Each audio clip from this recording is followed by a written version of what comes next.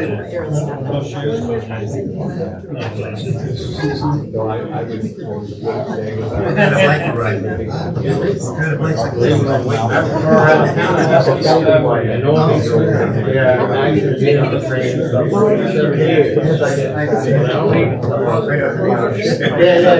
exactly right.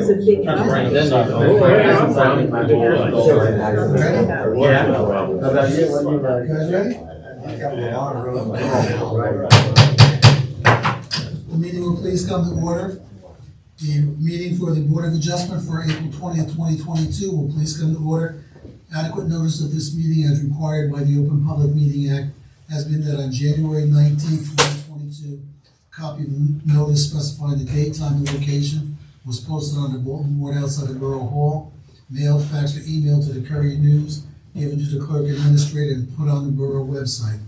This meeting is a judicial nature. Proper decorum will and must be maintained.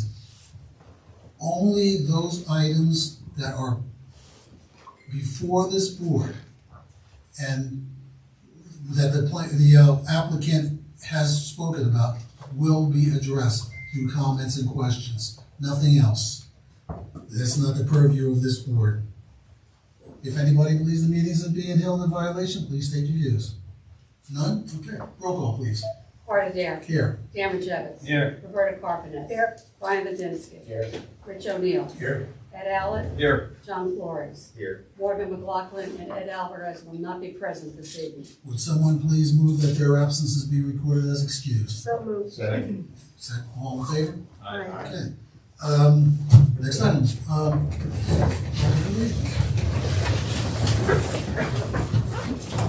To the flag of the United States of America and to the republic for which it stands, one nation, under God, indivisible, with liberty and justice for all.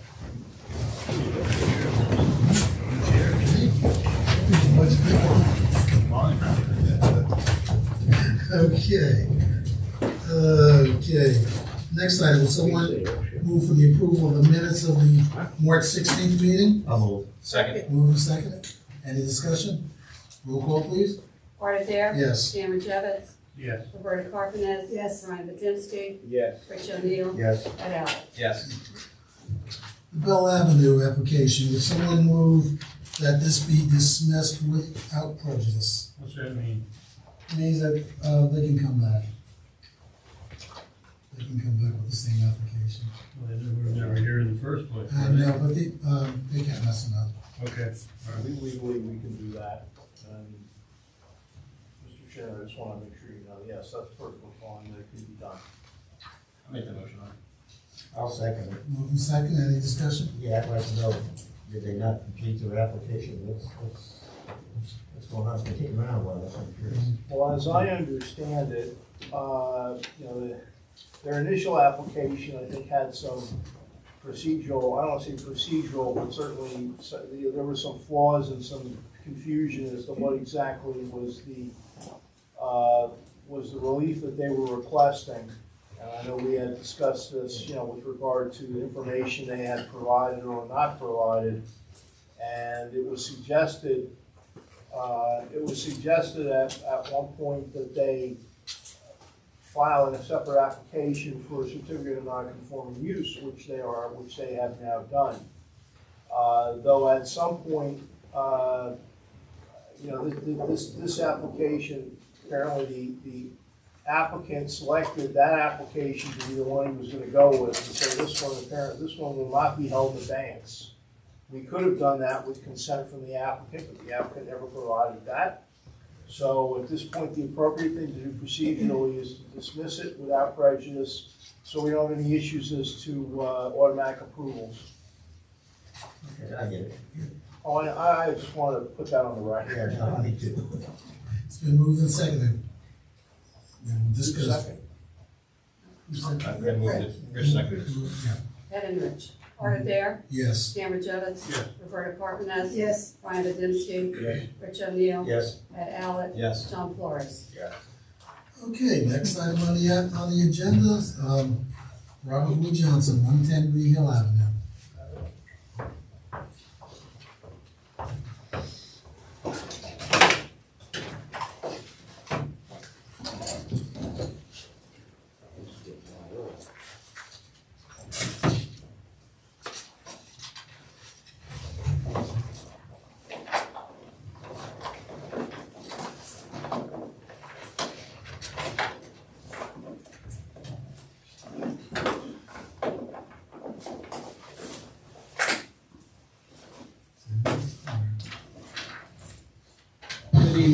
Mr. Chairman, members of the board, Peter Lanford appearing on behalf of the applicant.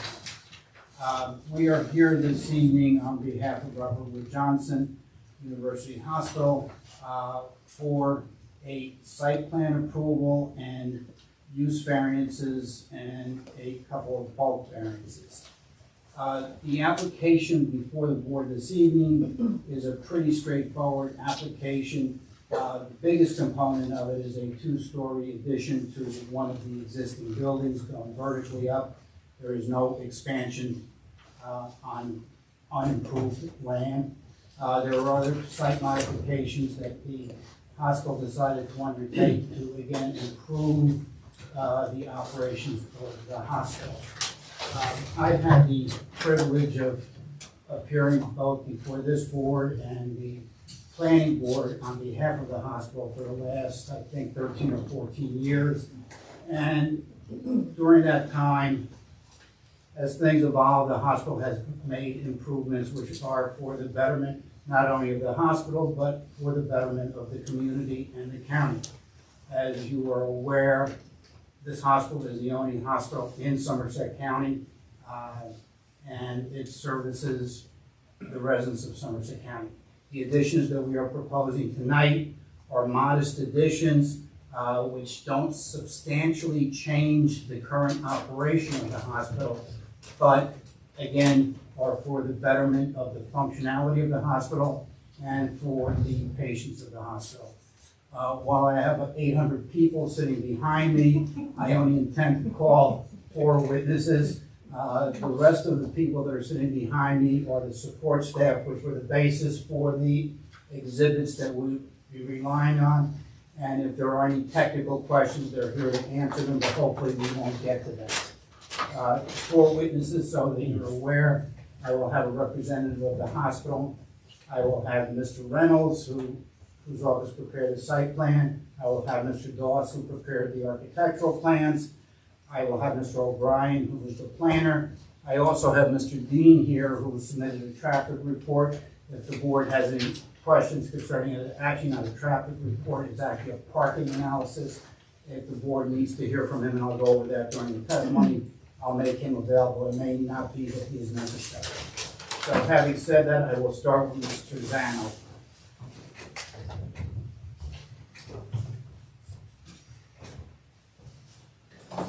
Good evening.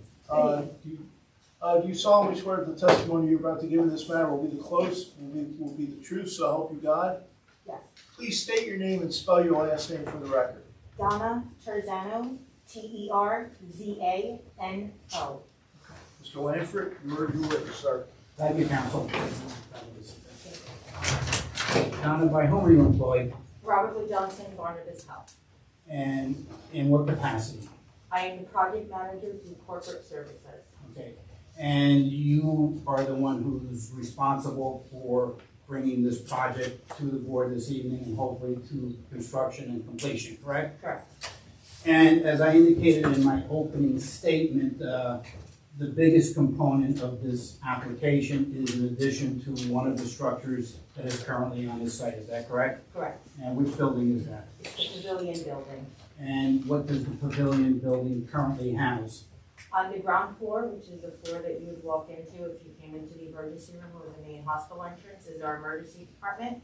The first floor, which is 1 floor above that ground floor, includes both oncology and orthopedic medical surgical beds. And this application is to add 2 stories above those 2 stories, correct? Correct. And why do we want to add those 2 stories?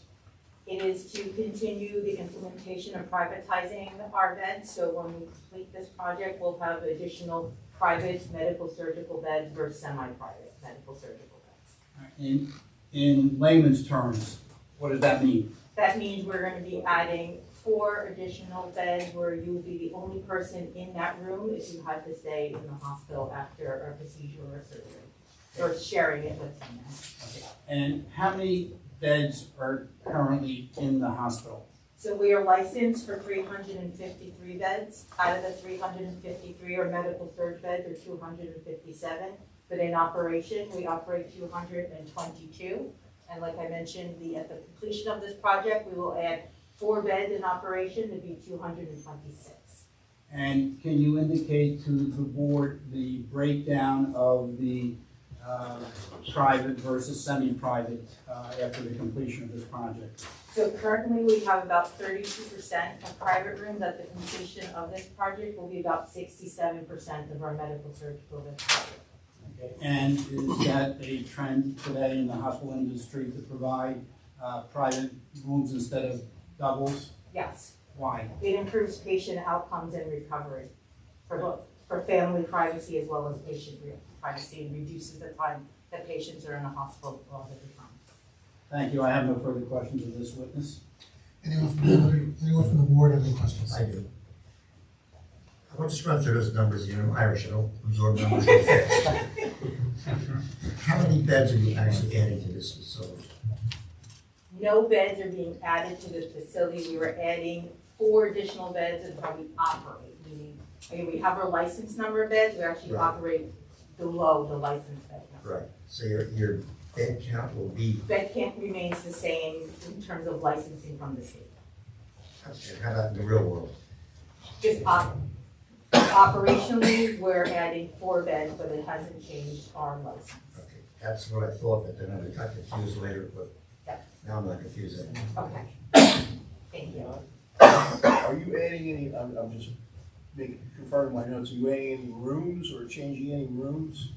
We are, Existing rooms? we are adding patient rooms, yes, that will be private. Okay. Total of 45 patient rooms, which are private rooms, are part of the vertical expansion. Okay, 45, you said? Yeah, 35 is related to orthopedic and 10 are related to observation beds. So again, operationally, we're adding 4 beds, but not total beds per license. What floors are coming, those beds coming off of? Is that- They're moving from that first floor that I mentioned that has the mix of oncology and orthopedics. The orthopedics component is moving up to the top floor of our vertical expansion. What's gonna happen on that first floor? The oncology then will be able to have private rooms. Thank you. Yep. Anybody else from the board have any questions of the? Yeah, I'll just ask because I'm confused. Irish? Great. I think I thought I heard you say you're adding 45 patient rooms, Yes, 35 orthopedic and 10 operational, observational, I'm sorry. How does that add up to 4 beds? because right now we have semi not touching, and those beds that we're moving out to become private, they're the ones Going that into are the going. roof, okay, understood, okay, thank you. Yes, Your bed count's different than your room count, it's basically, room count's gonna double, correct. increase by 40, and Right, Yeah, okay, great. you can't have a roommate anymore. right. I think I should sick on purpose. Anyone else from the board have any questions of the testimony just given? So those 2 new floors will be primarily patient rooms. The 4th floor will be patient rooms. The floor between the first floor and the additional floor is not programmed yet. Anybody else? Well, yeah, if it's not programmed, would you anticipate that it will have beds? Yes, So you're adding 4 beds, but you may actually add more. the calculations that we've done for our infrastructure and any additional components related to the project has assumed that that floor that is not programmed right now will eventually be similar to the floor that is programmed with the orthopedic. Okay. This way those bed numbers are taken into account as well as our staff counts. I thought I had it, now I don't. Yeah. Is the Ground board sure? floor, The ground floor, it exists. emergency department The first existing, floor exists, you're adding 2 floors, correct, one of the floors is gonna be vacant, correct. and the 4th floor is gonna be the additional. Orthopedics, Right, okay. yes. So why are you adding a vacant floor? Third floor's gonna be vacant? It's not programmed yet. It's for future flexibility for the hospital. Will it be finished, like compartmentalized, or just a big vast open space? It'll be an open space, but shafts that are serving, the infrastructure that's serving that fourth floor will come through Of course. that Yeah. open floor, and that'll be enclosed in shafts. And how many beds or rooms could that, not perfect? It would be similar, it would likely be similar to the fourth floor, It could be One more. about 45 beds, The fourth floor again, what would that be? Is that total of first- 45. No, no, but what would be? Orthopedics, medical surgical beds. First floor is on top, oncological. Definitely, right. Potentially, yeah. I have another question. Yes.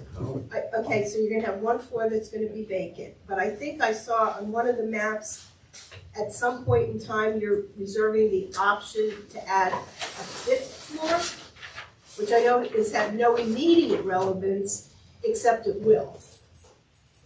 So you're adding 2 floors now, but one will be vacant, and then you at some point in time may add a 5th floor to that structure. Correct. Okay, which would be probably more beds.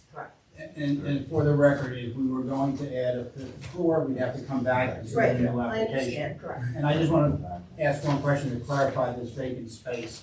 The 3rd floor you indicated is vacant. If that was to be additional beds, would you also then be reducing again some of the double rooms in the hospital to create the beds for this 3rd floor? Yeah, potentially. So you are not necessarily adding 45 new beds on that 3rd floor. You'll be adding beds that will be singles because you're reducing the doubles in the hospital. Right, but you just said potentially. Correct. It's So not it programmed. may, but potentially, you may be moving beds around, but potentially you may be adding beds. Okay, I get it. So if you potentially, add the 45 beds to the 3rd floor, how will that affect your overall bed count? Honestly, I'd have to go back and take a look at the numbers, because depending on what that program is, it could be taking beds, existing beds from other departments, which would shift the numbers around. So I'd have to look at that. Right now, so we're building a 3rd floor which has no use yet, correct? Correct. When you determine what use or multiple uses you're going to put on the 3rd floor, will you have to come back, this is probably for the attorney to answer, do you think you're gonna have to come back here in front of the board? I do not believe we have to come back before the board because the building is approved. How it's laid out internally would be just merely getting building permits. Over the course of the last, God knows how many years, there's always changes in the hospital. We don't come back for internal changes unless they create issues where you need variances of some kind. Like parking. Sorry. So you wanna jump in there, Cliff, or? At this point, no, there's no change in the underlying approvals that the hospital has, certificate of need and the amount of beds and occupants you're going to have, except what you've discussed. No, at this point, I really don't have anything, if there's questions, certainly they should be put, you should put them. The concern, one of the major concerns that is gonna be, I think, as the meeting develops, which I know you're aware of, is parking. And then Mr. Dean can address what the current parking situation is and what the projections would be, even if that 3rd floor were to be developed. All right, And to get to the bottom line of the issue of parking, you'll hear testimony that right now, the hospital functions. The parking is adequate on site. And if there becomes a problem, the first person that's gonna know it is the hospital. And we can't be in a situation where we can't accommodate our patients, the outpatients, or our visitors. Doctors. And doctors. So we'll be back here, if it becomes necessary for an expansion of our parking facilities, we'll do that. But you'll hear testimony that is not necessary right now, and probably won't be necessary for a while. But it would be if there was any parking facility, that would be the subject of a separate application. That is Okay? correct. That's what we want to get on the record. Okay, anybody else from the board have any questions? Anyone from the audience have any questions on the testimony just given. Please state your name. State your name and Joseph address. Edward Augustine, okay? I don't know, Address, Mr. Augustine. 83 Lincoln Avenue. I also own the house at 80 Lincoln Avenue, which has been vacant when I sold the hospital for the last 20 years and nobody even cares. But what I'm saying to you is, I like what you're gonna do, I love it. But I have a problem with infrastructure of Somerville, okay? Joe, what's the question? You have a question on what she just testified Well, to? evidently, There will be a time. okay, we'll Joe, go there back will be a to that time later, for we'll go back to comments. that later. Okay.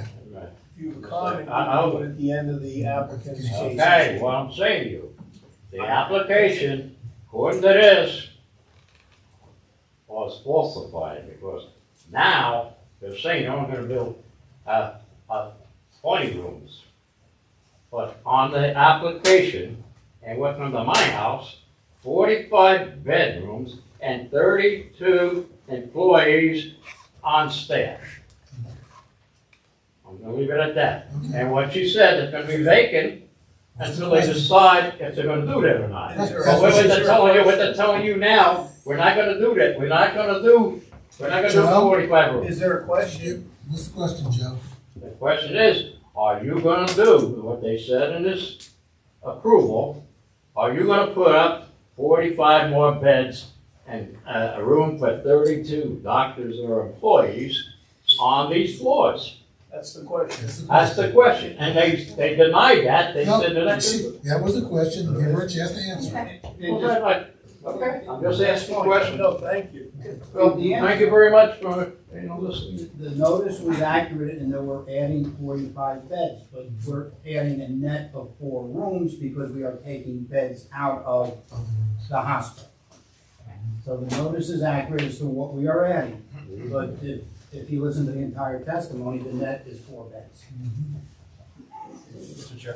Yes. Just a note for the general public, when someone gives testimony, you can question the testimony and ask questions about the testimony. At the end of their testimony, at the end of the application, you can get up and say whatever you want. Right. So you'll have Almost. almost anything. That's pertinent to the application. Time for statements is after the applicant's case has been concluded and put in, and you can say pretty much whatever you want within certain bounds. I do have a question. You say the hospital is going toward private rooms. Is that something that's nationwide or just in the Northeast or just idiosyncratic to Somerset County? Nationwide, It is. yes, and system-wide for Robert Wood Johnson Boston. It's a trend, yes. Anyone else from the audience have any questions? Please state your name for the record. My name is Ellen Parker. I'm at 12 Putnam Street, so Somerville, and right across the street. So I do have to question why you're building up 2 stories when you only at this point need 1. I mean, you're saying for future use, but you're not telling us what the future use is, so wouldn't it make more sense to just build 1? That's my question, instead of 2. That is my question. Why are you building 2 when you don't have a use for the middle one? It's a good question. Again, it's for flexibility, and part of the reason from day one to have an occupied floor be the top floor is to limit the disruption to the patients that exist already on floor 1, which is the oncology and orthopedics floor. So there'll be less noise and construction when we go up vertically. I got a question. Yeah. So is it possible that 3rd floor could be utilized for emergency purposes like we went through the past couple of years where all of a sudden there's an influx? Is that implemented quickly? Could that happen? For some purposes, for emergency response, but I can't comment on whether it'd be appropriate for patient care from day 1 for an emergency response because of the requirements from the state. But potentially, what we went through, things happen, and you would have this whole floor available. Potentially, yes, but there would be other requirements that we'd have to Sure. comply with from the state's perspective. you said you can't comment, but in the event of emergent circumstances, that it could be usable space? It could be usable space. I mean, I guess my concern would be perhaps you might want to be just a little bit more specific about that. I understand there may be permits or things like that that you need to obtain, but I would suggest, Mr. Chairman, that, you know, we may want to get just a little bit more information on that. Yes, if you could elaborate more. Please do. Thank you. Oh, too, I know Gary's coming, or testimony's given the parking. Based on the parking study, I know the testimony's coming, there's a huge freeboard. To give it comfort, maybe prior to the use of the third floor, there'd be another parking study down to see whatever the proposed use is, so on top of the existing parking, to show that it complies. Right, Peter? That could be a solution. If the concern is that that third floor is, obviously if it's another 40 beds and there's certain beds coming out of the hospital, I don't know if we necessarily need a parking study, but if it's going to be used for something other than Something more intense than beds, Peter, does that make sense to you? that would make sense to do perhaps another traffic study and Right. submit it to make sure that if that floor is being used for something else, we'll provide a traffic study to show, or parking study to show the adequacy of parking, or have to come back for additional relief. Anyone else have any questions of the testimony just given? Yes, ma'am. I just want to clarify the answer to my original question, and that's, with all due respect to all the patients, so currently, the floor you're building in between is just for a noise buffer for the patients? It's my neighborhood. It's not programmed yet. Yeah, But one of the advantages is that there'll be less activity occurring directly above the patients, because interior walls, plumbing, all that sort of stuff is gonna be happening another floor above that. But this is also my neighborhood, and I will be hearing all of it. So that is just my concern, that if it does not need to be an extra floor, it need not be an extra floor. So that's my noise buffer didn't seem enough reason to build a whole floor. The issue though is if we need a fourth floor, you'd be in a worse situation if we build one floor now and 2 years later come back and build another floor. You're gonna have more noise, more construction. It's better to build it all at once But and that get it implies done. you do have a plan. Excuse me? That implies that you do have a plan Yes. for what you want it for. Yes. But you're not saying what it is. Ma'am, and the others who may want to speak, if you would, please come forward and identify yourselves, because I have a great deal, I know I myself have a great deal of trouble understanding you under the mask. I know so many of us are still wearing them, and properly so. But just, please come forward so your speech is picked up by our court reporter and we can all hear it properly. Anyone else have any questions of the testimony just given? Thank you. Mr. Reynolds? Counsel, your witnesses are gonna remain available. You're here. Okay, great. I think that's a good idea.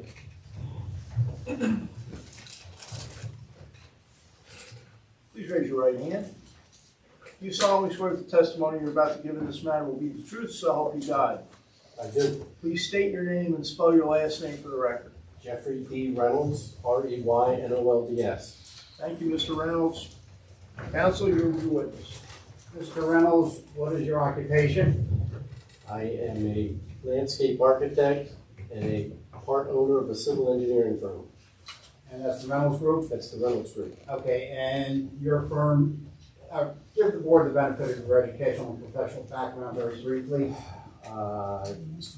Went to Syracuse University. He's graduated- appeared before us before, we'll stipulate to that. Thank you, Mr. Chairman. Very good, thank you. Okay, Mr. Reynolds, the plans that are before the board this evening were prepared by your office under your direct supervision, is that correct? That is correct. And the exhibit that you will be relying on is sheet 1 of the 18 sets that were submitted in conjunction with the original submission in this application? Yes. And other than that, we've colored 3 of the improvements that we are making, correct? it's been modified, I guess we should mark that, Tony. I would request that it be marked, applicant's A1 and evidence is dated with tonight's I date. think Tony has, A9. A9, A9. okay. A9? Yes, it's pre-marked, the others were pre-marked A1 through A, I did not realize that, thank you. Mr. Reynolds, could you back that easel up so Sure. that we can see it a little bit easier? Yeah, that's, the A1 is better. Okay. Revision date, on that one? Vision Four date, six. 4/6/22. for the record, Mr. Reynolds, can you orient the board and the members of the public as to the hospital complex so you can take the board around the complex and then we'll go through the three improvements? North is to the left of the sheet. We're showing the entire hospital block on the plan, on the cover sheet, because we wanted to show the entire hospital. The main part of the hospital is over here. The proposed two-story addition is the pavilion center over here. This is the parking garage to the north. We've got some parking more to the north, and then we have some family practice, South Pole building, and another parking deck to the south, or to the, I should say to the west. But basically, and then the cancer center across the street with a connecting bridge to the cancer center. And surrounding the building that we are putting the addition on, there are two parking decks, are there not? Yes, there are. A 5-level deck here and a 4-level deck on two sides of the expanded building. So our expansion of the existing building is similar in height to the structures that are currently there in place? Yes, that is correct. Okay. Can you now indicate to the board the nature of the improvements that we are seeking site plan approval for this evening? Sure. We are seeking approval for the expansion, vertical expansion upward for 2 floors for the pavilion building. There will be staging area and a crane here for the construction of the building. As another part of this application, we are doing miscellaneous electrical improvements to the rear of the hospital. We're going to get rid of all that old antiquated equipment and get rid of it and put in new switch gear and new transformers. And then down here, we are going to be putting in on the south fold building next to the family practice. There are 3 entrances to the building, and the center entrance is now handicap accessible, but we want to make all 3 entrances handicap accessible. So we have the plans now to make the other 2 entrances handicap accessible. And for the existing entrance, we are going to put a covered canopy on top of it that matches the existing canopy that goes into the hospital currently. And that is for protection of the people visiting the building Yes. in inclement weather? Exactly, keep them out of the rain. Okay, so it's a roof that doesn't have sides or anything like that? That's correct. Okay. Now, with respect to the mechanical area that you highlighted in green, that is the current mechanical area that is servicing the hospital? That is correct. Okay, and we are not changing the size of the area where the mechanical equipment is located? Not on the outside, we would be actually reducing that area a little bit. And so what we're doing is swapping out existing mechanical equipment with newer, more modern That's exactly right. equipment in that area. Question, is that electrical equipment or mechanical equipment? It's electrical. All right, so there's no Or compressors switch or- gear and So such. not noisemakers. Not noisemakers, no. Thank you. And in conjunction with this application, there are certain variances that we are seeking, are there not? Yes, there are. Can you please point those out to the board? The floor area ratio variance, And we'll deal with that through the planner. That one you don't have to deal with, that's not an engineering variance, so we'll deal with that. can you remind me of the other? Back 1 foot. I'm sorry. The sign and the parking. The sign, the parking, right? The parking, when we add up all the square footage of the building, and we do the calculations for the parking, the calculations come a little bit high. We have a lot of parking on site. We have over 1,600 parking stalls. We can't meet the parking requirement per the ordinance requirements. However, we can prove that we have enough parking on site, which is a good thing. let's clarify those numbers.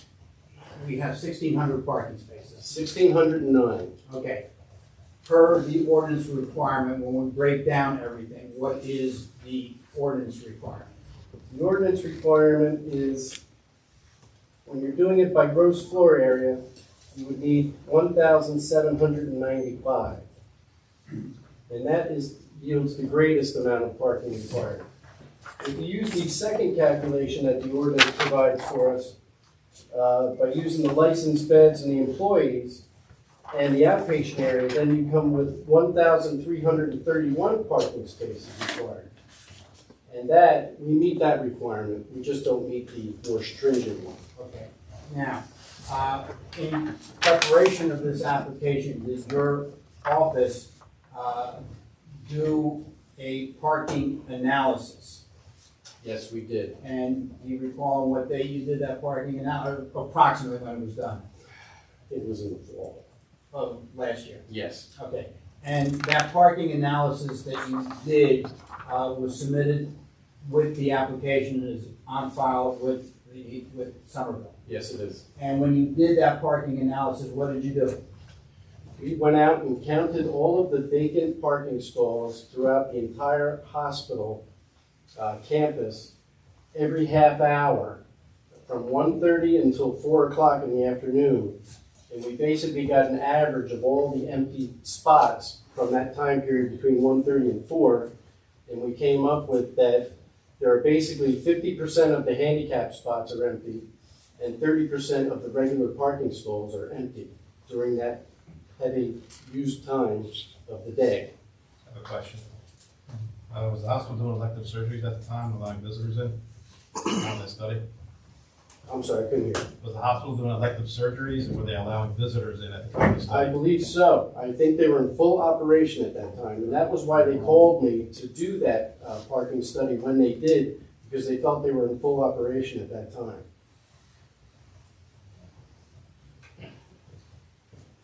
Can you now move on to the sign variance? We are proposing a new sign. Yes, we're proposing a new sign on the 4th floor of the expanded surgical pavilion. There are currently 2 signs that already exist on the 1st floor of the surgical building on both sides. And these are people's names that must have been important to the hospital or donors or something, I'm not sure.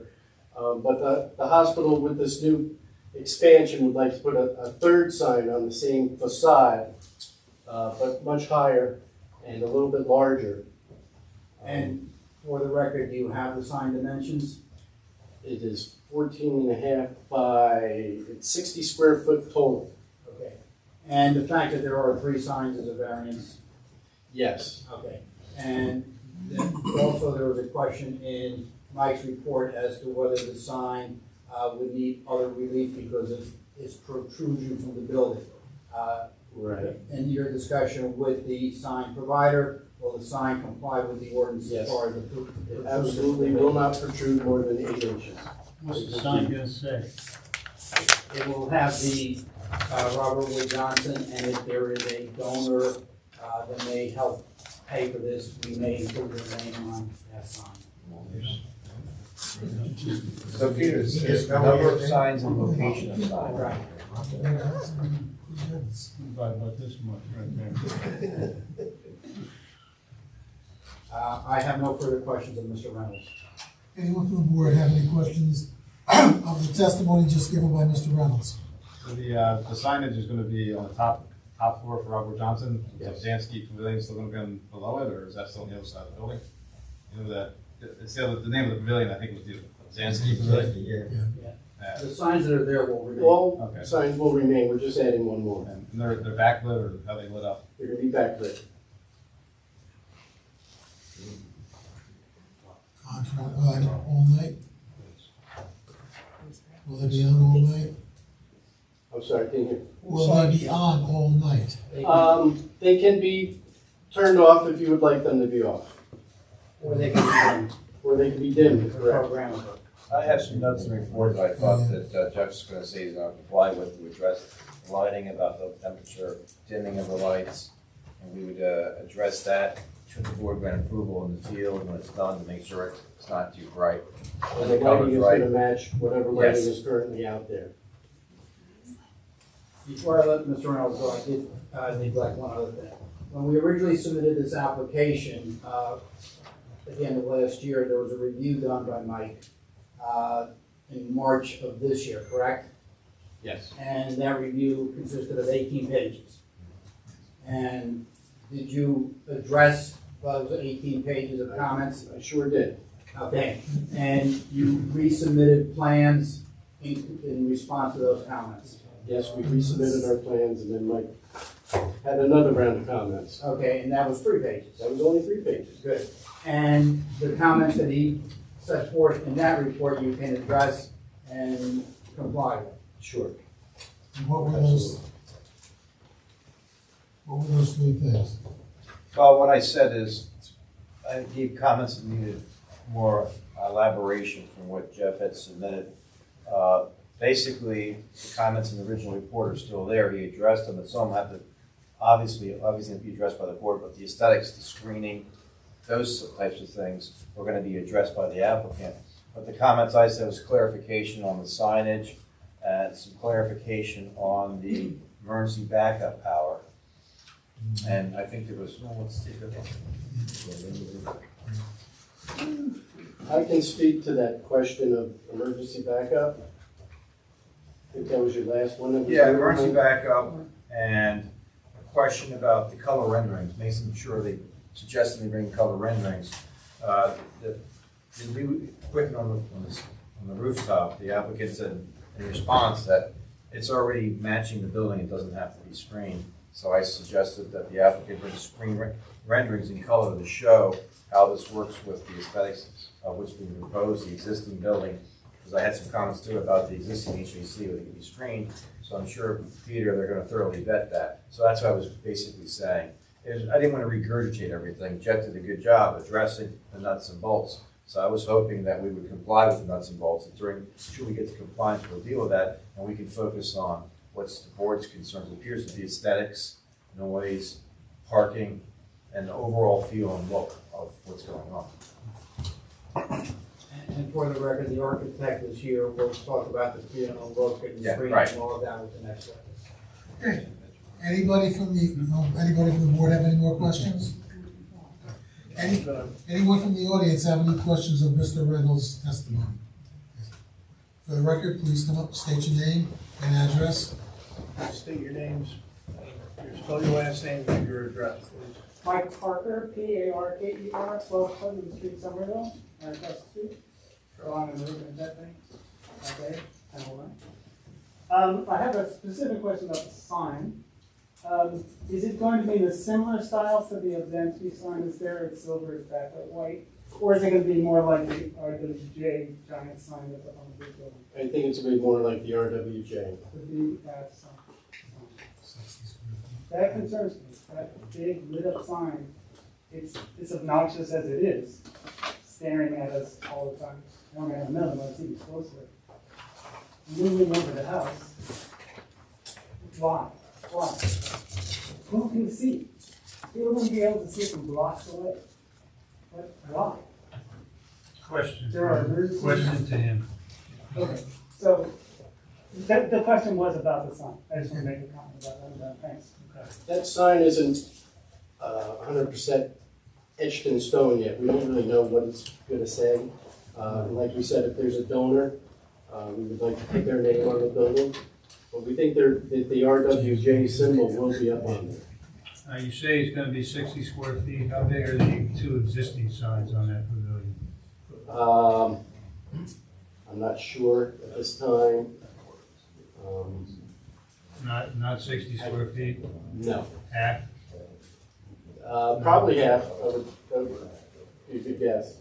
Why do you need it so large? Because it's up on the 4th story. Mr. Chair, Yes. I would suggest, I was just speaking with the planner and council, I would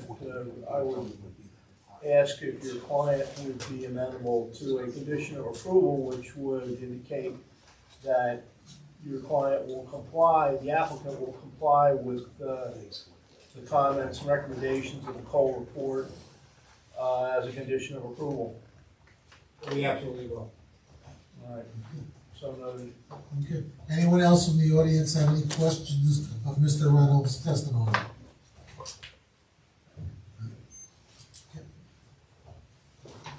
All right.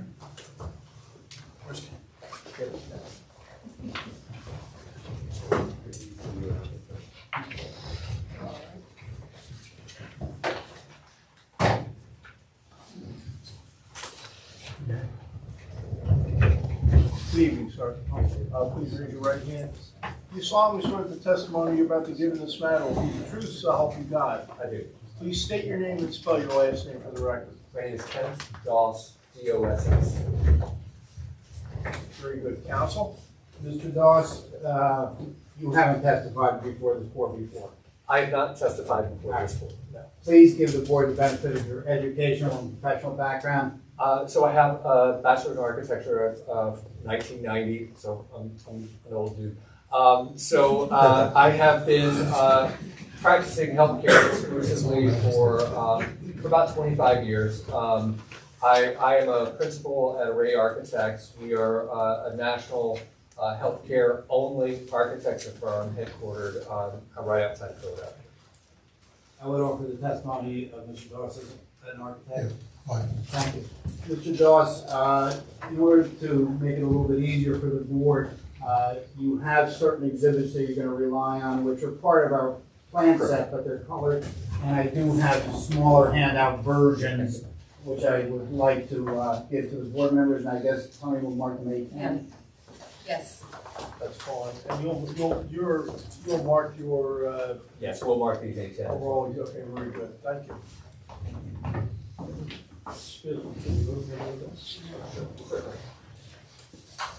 Can everybody see that? I can, you can go out in the hallway. That's fine. You don't stand in front of it.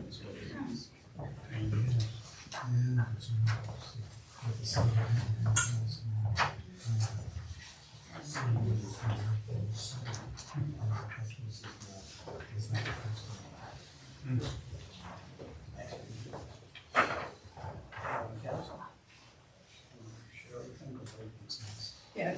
Sure. I'll give it to you when I'm done. Is your office to the first and second floor ground, the first floor?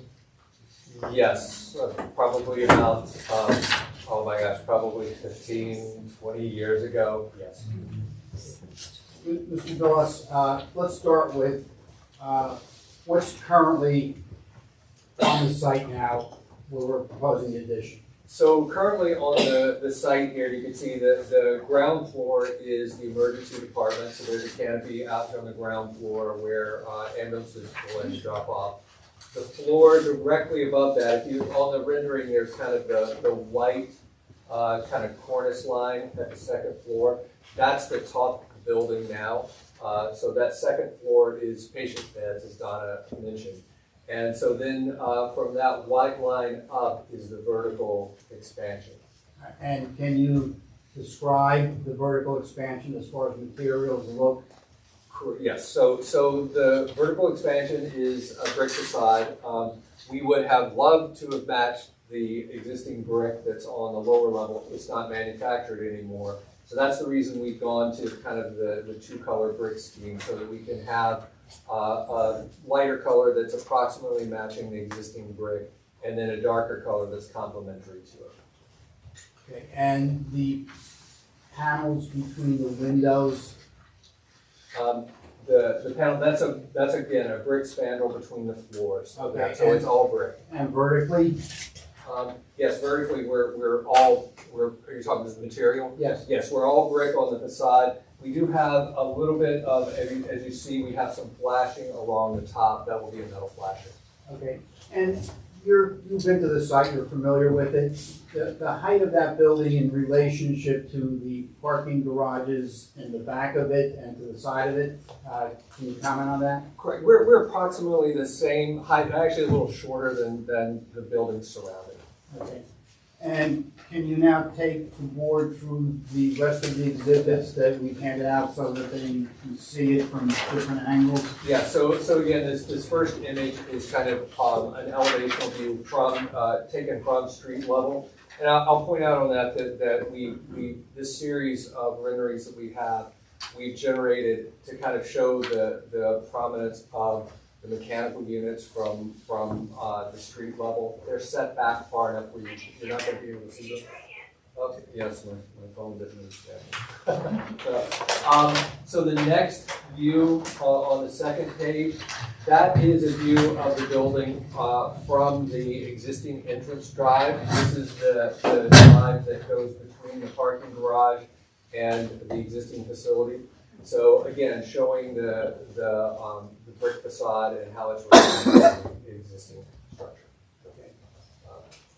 Next, on the next page, and this is taken from a little bit further down, looking back the other way towards the garage. So you can see the garage in the background to the right there. And the next view?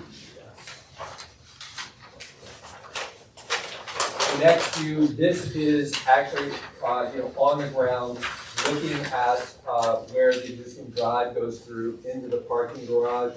This also shows, you can see in this view a little bit on the second floor, there's one of the existing signs that's there. And then on the upper floor, you can see the new proposed sign. So it's, it's quite in scale in keeping with the building. It's not a giant glowing sign. And then moving on to the other exhibit. So the next page is in response to some of the questions about the mechanical units on the roof. These are going up now, and they're more aerial views, like you're in a helicopter hovering over. And we had to take these this way because the only time you can really see those mechanical units is from an aerial view. The mechanical units have been chosen specifically because they are pre-finished units. They're not raw pieces of equipment that require screening.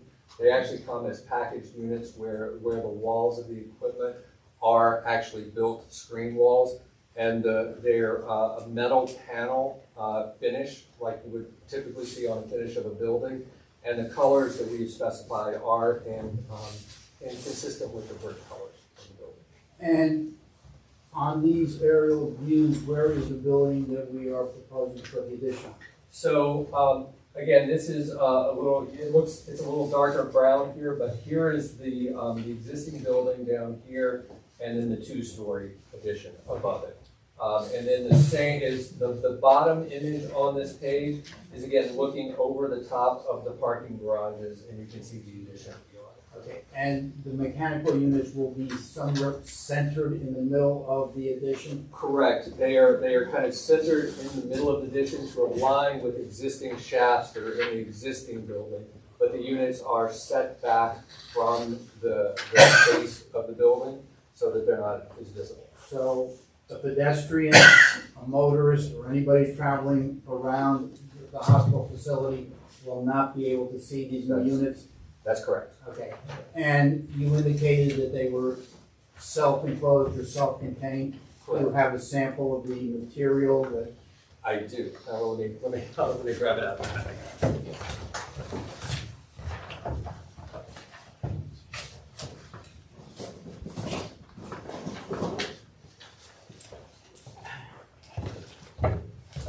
So again, I can pass it around if you want, but it's again. I think you're gonna mark this A11. A11.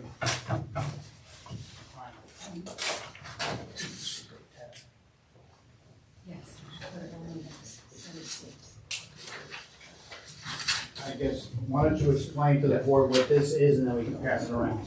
So, in the mechanical units come encased in a surrounding walls and roof. Those are metal panels. So this is a sample of the metal panel and the color that's specified.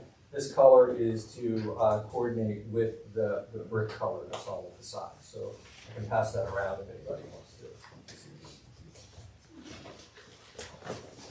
So, with this addition, there will be no mechanical equipment on the run.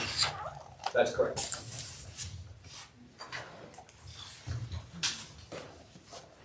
And I believe you have one last view that you Yeah. want to share with the board. Again, the one last view is of the building, and again, we just wanted to kind of move back at ground level to show how far back you would have to get before you see any indication of those mechanical units on the roof. So you have to get, you know, several blocks away, and in reality, they're gonna be more or less concealed by the tree canopies that are in the area. But that's just to give an indication of the relative scale of them in relation to the rest of the building. Thank you. I have no further questions. Anyone from the board have any questions? I do. I question, one of the first things you said was you could no longer match the brick. The lighter brick that's on the bottom of the existing brick isn't manufactured anymore. So what we're trying to do with the brick palette that's on the upper floors is we've got some lighter brick there that's as close of a match as we can get. But we're trying, you know, because it's not going to be an exact match, we're using that brick as like an accent. And that's why you see kind of the picture frames around the windows, the pilasters in that lighter brick. But then the bigger area, field areas within those panels is a little bit darker brick color.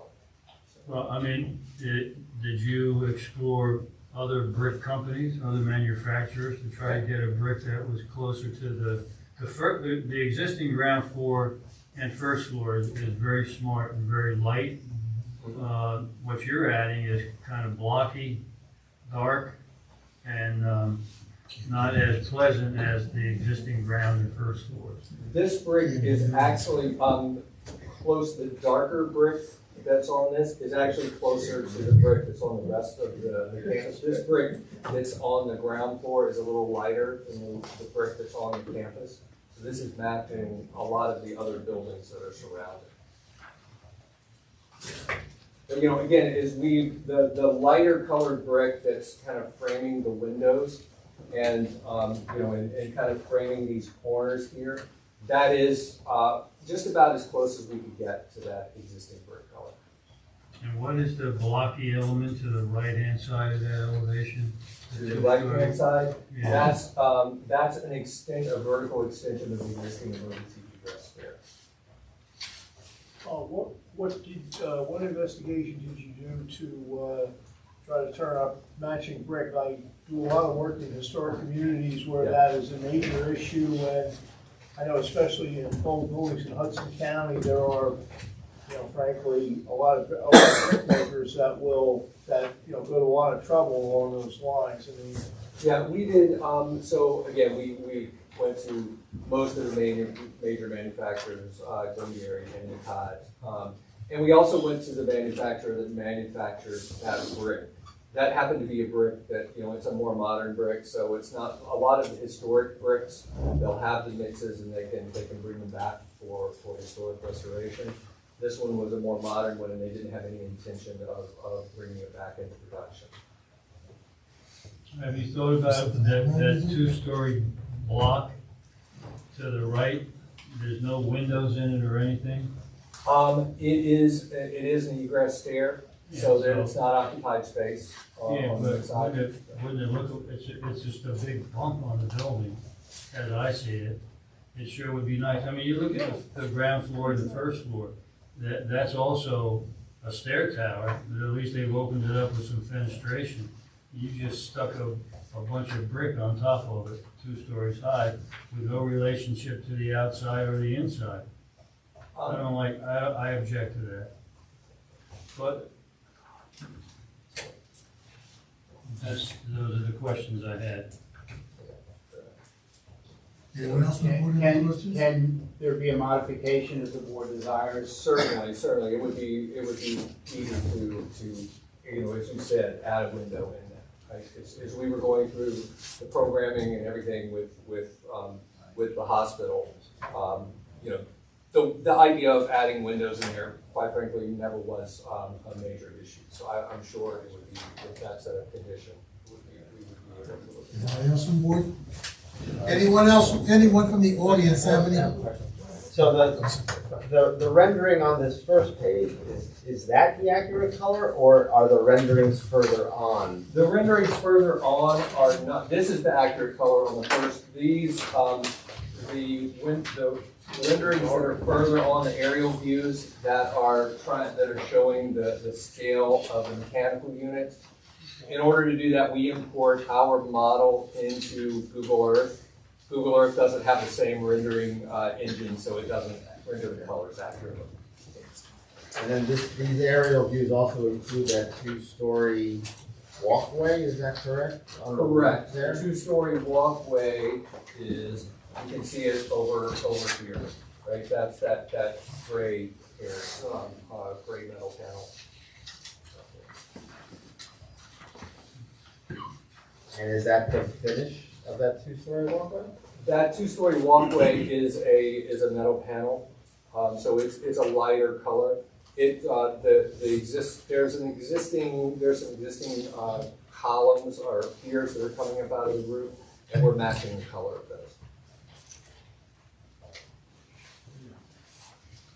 I'm confused, this is the first I've seen that two-story walkway. It's really, in a roof plan, it's set really, really far back from the edge of the hospital, so it's really not visible from it. Yeah, but don't you think you should have presented an elevation of that? I think there was one in the elevation packages. I don't have a rendering of it, but I think in the initial submission package, there was an elevation. That walkway is visible from that Madison Street view. On the last page, correct?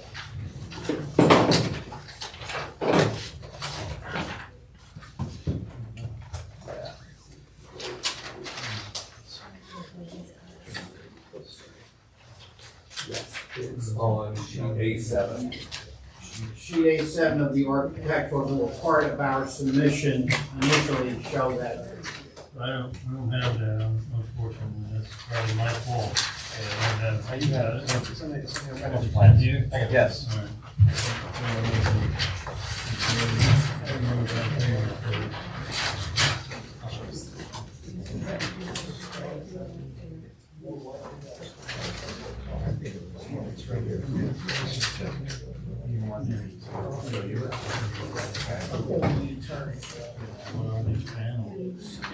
I had this one. My understanding before is that one of my questions, when the elevations match up, so that it's not sloped, we're matching the finished floor elevation. There is the two buildings across, the floors don't match, but we're not sloping that bridge. There's a little half-run stair and there's an elevator, an existing elevator that's going to stop on the two floors to make up that difference. The ramp, the bridge itself is not sloped. Okay, so you're gonna go, and then the difference will be up in the elevator steps or something. Correct, it'll be internal. Okay. So what are the panels I'm looking at on bridge west elevation? A7. A7. So the bridge is made up of a couple of different pieces. There are some metal panels that form around some louvers, and then the infill between. Can I approach so I can just point it? Yeah, that's fine. The stippled area, Right. that's stucco to match some of the existing stucco that's on the hospital. And then these are louvers. There's an existing mechanical room below there, so to allow airflow. We didn't want to just leave big empty spaces under that. The bridge is up in the air, so we're enclosing it, but we're putting the metal panel louvers in those infill areas to allow airflow. All right, this exists? That's existing. That's existing, correct.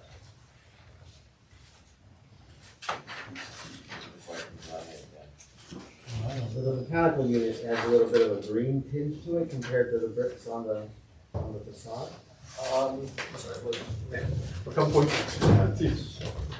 I mean, this has a little bit of a hinge that represents here. Does it match any of the brick colors?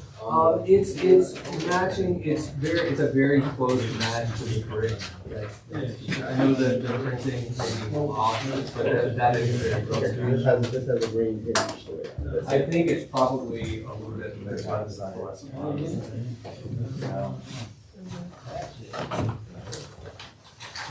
I think it seems like you're just kind of brushing off this bridge. That's a big piece of architecture.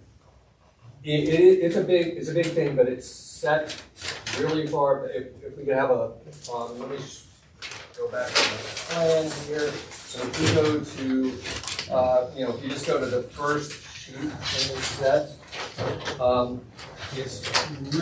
it's set really far back, and it's an extension of an existing thing that's there. There's some existing concrete kind of buttresses, so to speak, that are there, and so we're extending those up to kind of make this bridge good.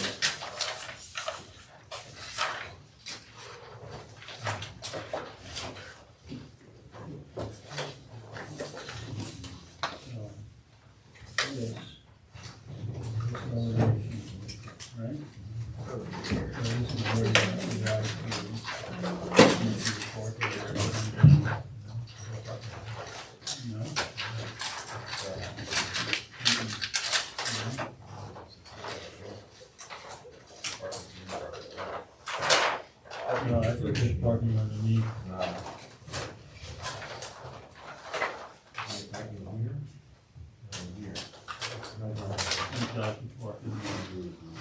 Adopted parking across Grant Avenue. Here. The campus center. All right, and I'm too far over there. No, you're off, yeah. I'm off, okay, I see. Doctor's parking. All right, it's way over here. All right, so that's not this bridge, this bridge right here. Right. No.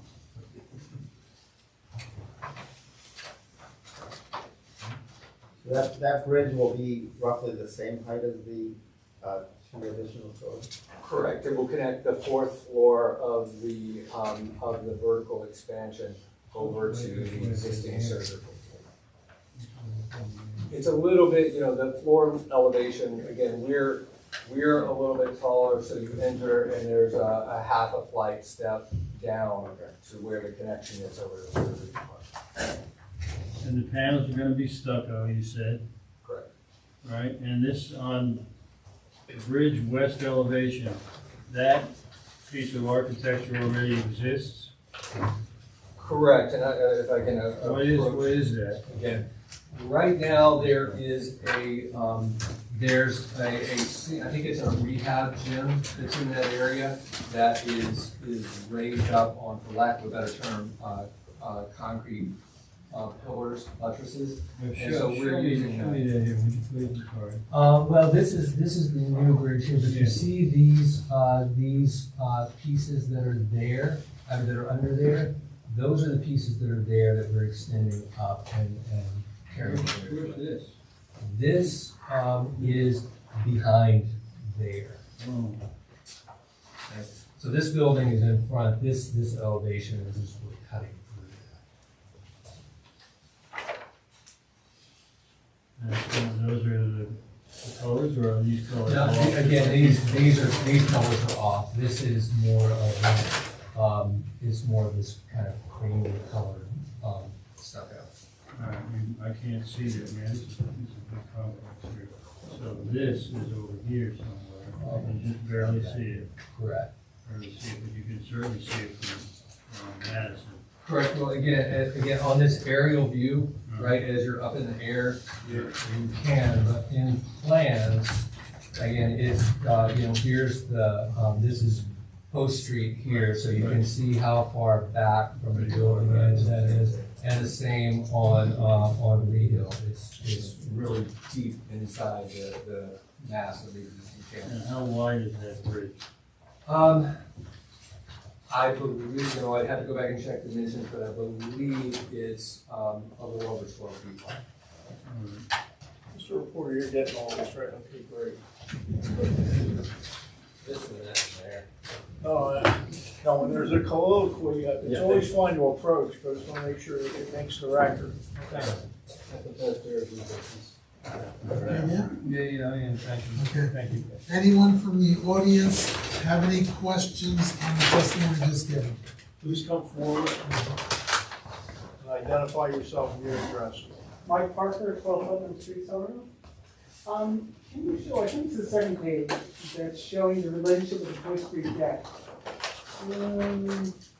Yeah, so can you tell me somewhat precisely, is that, I can't tell a little bit from the perspective, the relative heights of these two, are they within 10 feet? Oh, yeah, they're within 10 feet. We're a little bit taller than this deck, a little bit shorter than the other deck, but we are shorter than the existing deck elevator tower. Okay. I also want to put in my vote for the two-tone, I think it looks good. And I want to also put That's in my vote comments. for not putting windows in that stairwell, because it's going to be lit at night. It's going to be hanging out over our heads, lit right onto our yard. So anything that you can not light at night in there, wonderful. So counterpoint to having the lit, but it's nice to have the stairwell that's summer, I agree. If you can figure out a way to not have it lit at night, we can agree. Well, you could break up the mass and by maybe 20 Well, and that's, again, the way that we were attempting to do that on this with the different colored bricks. You can see there are different patterns and projections of the brick. So we are trying to make sure that the facade is just not a flat brick facade. Blank wall. It's got some relief to it. Thank you. Anyone else from the audience have any questions of the testimony just given?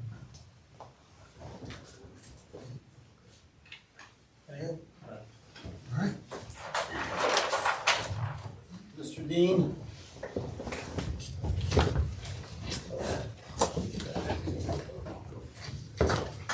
Good evening, Mr. Dean.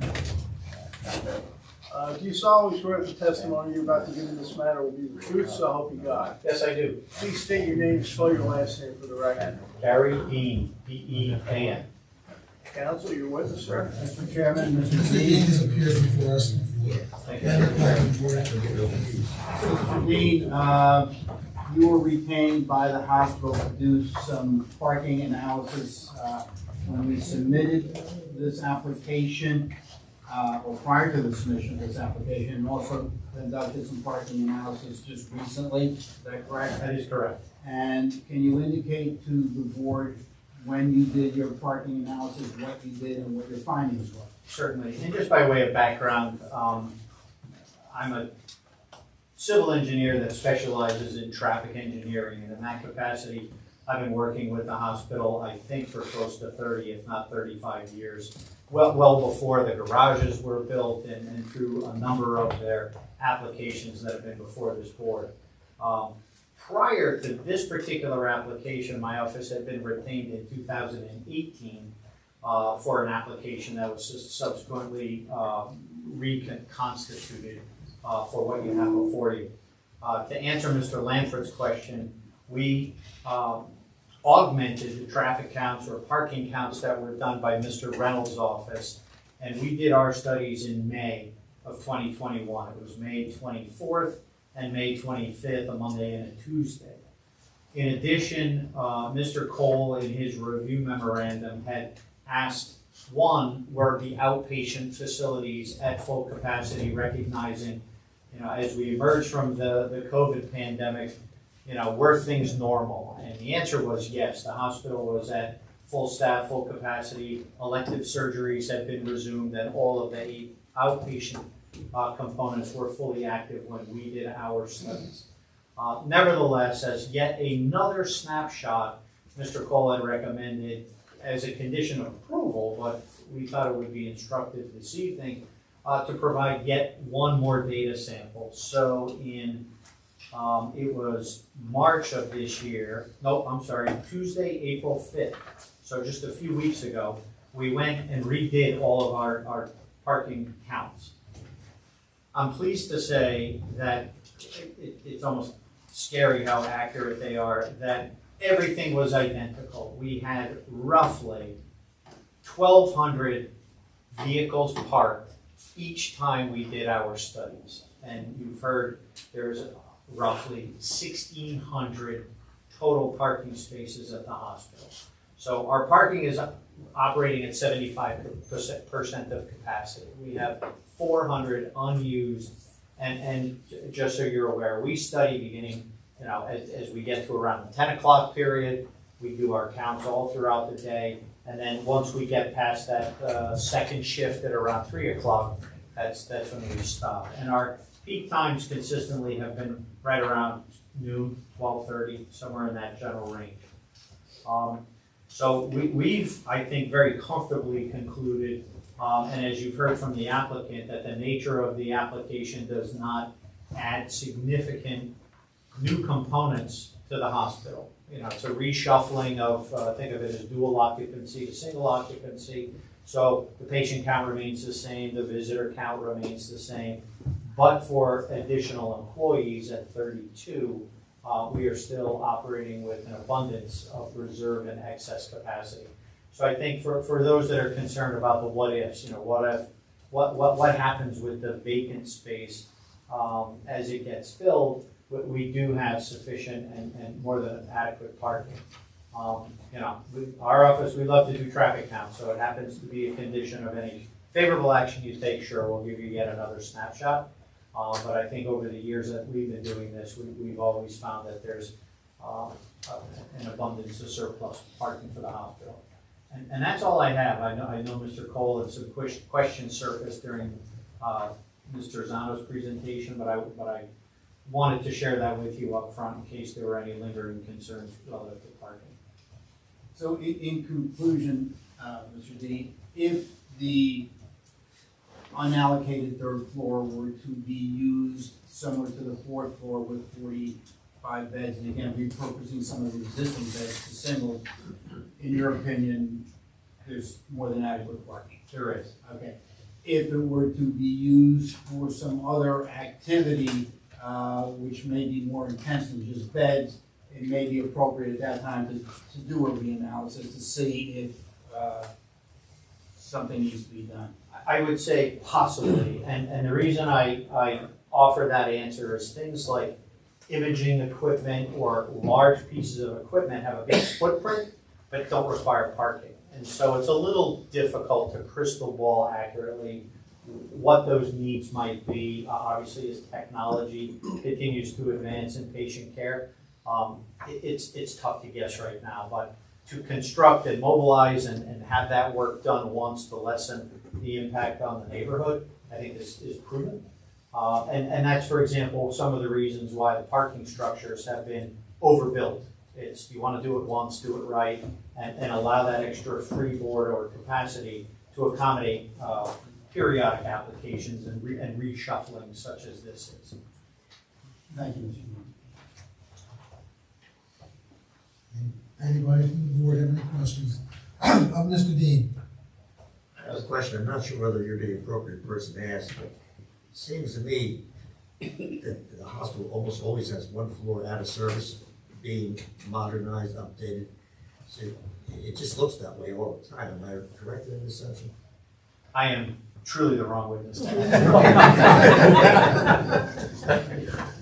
you have anybody that could answer that? Perhaps Donna can answer.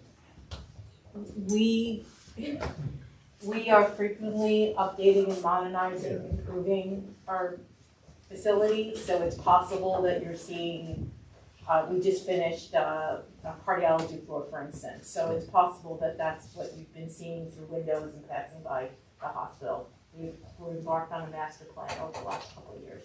Well, I think I've been seeing it for about 60 years. I can't comment on that. But it does appear there's almost always one section out of service being modernized, updated.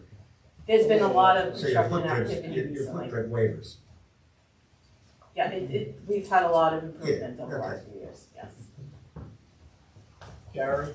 You confirm for the secretary, know that April 5th was the last day you did was the last study you did? Correct, Tuesday, April 5th of this year.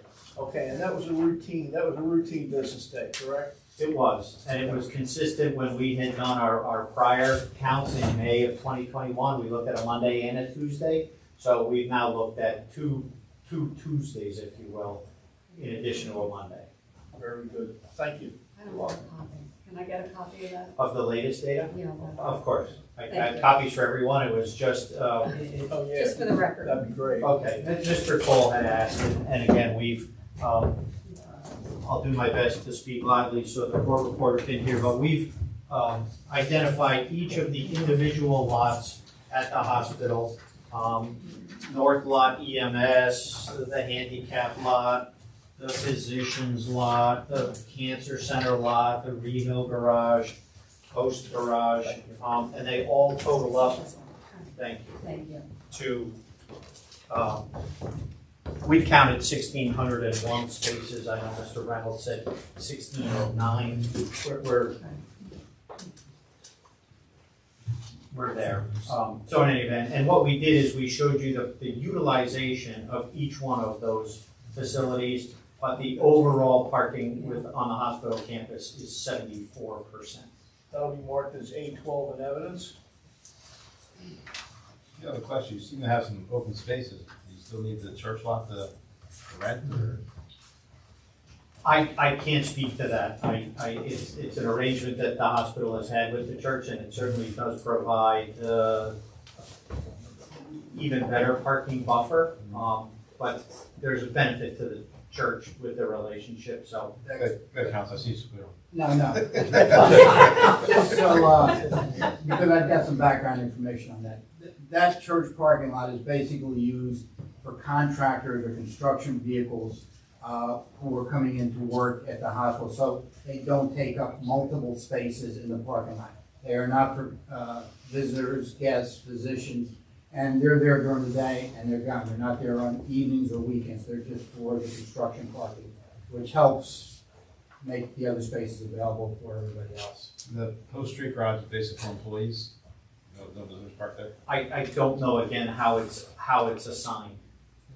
That's actually has the highest. Everybody behind you shaking Use their at heads. 88%, right? Mike, were you satisfied? Yes, I think same page with Gary and abundance of caution. Should the unoccupied floor change of use, I think that's a reasonable time to do another parking count to make sure it's what we think it is. Okay. Other than patient care, like patient rooms, I mean, what would be the most restrictive use up there? I mean, it's a hospital, so you're not opening up a pizza shop up there. Correct. When you say restrictive, I'll keep my traffic engineer's hat on. I look at it like density. In other words, what's the most intensive use that would generate more parking? It wouldn't be imaging, it would be doctors, physicians' offices, and waiting rooms and things of that ilk. Probably not the best place for a physician's office. It's not. So I mean, I think the location of it and its relationship to the floors in that area don't lend itself to that, but. So where will the patients and the visitors in the new two-story addition, where are they gonna park? In the post garage or in the freeway? Well, those would be Rehill, most likely. We do have other capacity. But when you say new, again, there really isn't new. There's new employees, but it's the same patients and the same visitors. There were just 2 to a room, and now there'll be 1 to a room. And then I will say that is standard through the industry, and we represent other hospitals and medical centers, and we've seen this change in patient care to more individualized, recovery rooms. And so with that, the staff would wind up in the Post Street garage, the 32, where we have, again, capacity for them. But the visitors and patients would just, they're already on the campus today. Is the hospital running 2 shifts or 3 shifts? They do on days, afternoons, nights, or they 12-hour shifts? Most employees. To my knowledge, they've been running 3, but I'll sure hear it. So those 32 employees are probably broken up a little more during the day, a little less in the afternoon, and probably at least amount at night. Correct. Anyone from the audience have any question of Mr. Dean's testimony?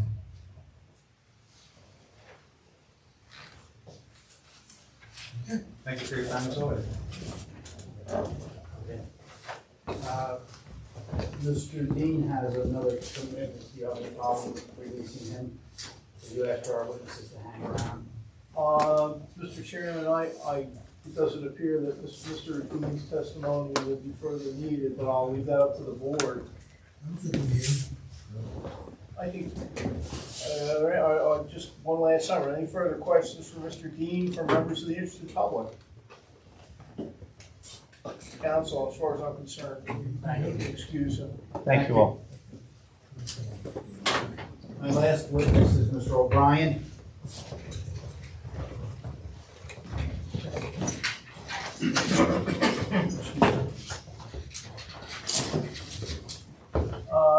You solemnly swear that the testimony you're about to give in this matter will be the truth, so help you God. I do. Please state your name, spell your last name for the record, sir. My name is Kevin O'Brien, O''B''R''I''E''N. Very good, thank you, Mr. O'Brien. Counsel? Thank you, Council. Mr. O'Brien, you're a licensed professional planner in the state of New Jersey. I am. And how long have you been so licensed? About 30 years, and I've been practicing planning for 4 years. And have you appeared before this board and rendered testimony as a professional planner previous to this evening on behalf of the hospital? I have. In fact, good evening, Chairman. It's nice to see you again. Thank you. I would offer the testimony of Mr. O'Brien as a professional planner. Thank We you, accept. Chairman. Can you indicate to the board why we are here this evening? The crux of the matter for this evening is that the hospital seeks a D4 floor area ratio variance. Now that is a use variance, that's why it's called a D4. As you know, a D1 is a use variance for something that's not allowed in a zone. Something classic as, let's just say, a gas station in a residential neighborhood, where a use that is not allowed is being sought to be allowed in a particular zone that does not allow it. This is a different kind of variance in that floor area ratio and height variances, conditional use variances don't have quite the same burden of proof as that D1 use variance. Now, we are here for that floor area ratio variance for conforming hospitals, conforming in this zone, the H zone, and the hospital itself is an inherently beneficial use. The other variances that are being sought this evening are for parking and signage. I would point out that this hospital was established at this location in 1899. My grandmother was still in the old country in those days.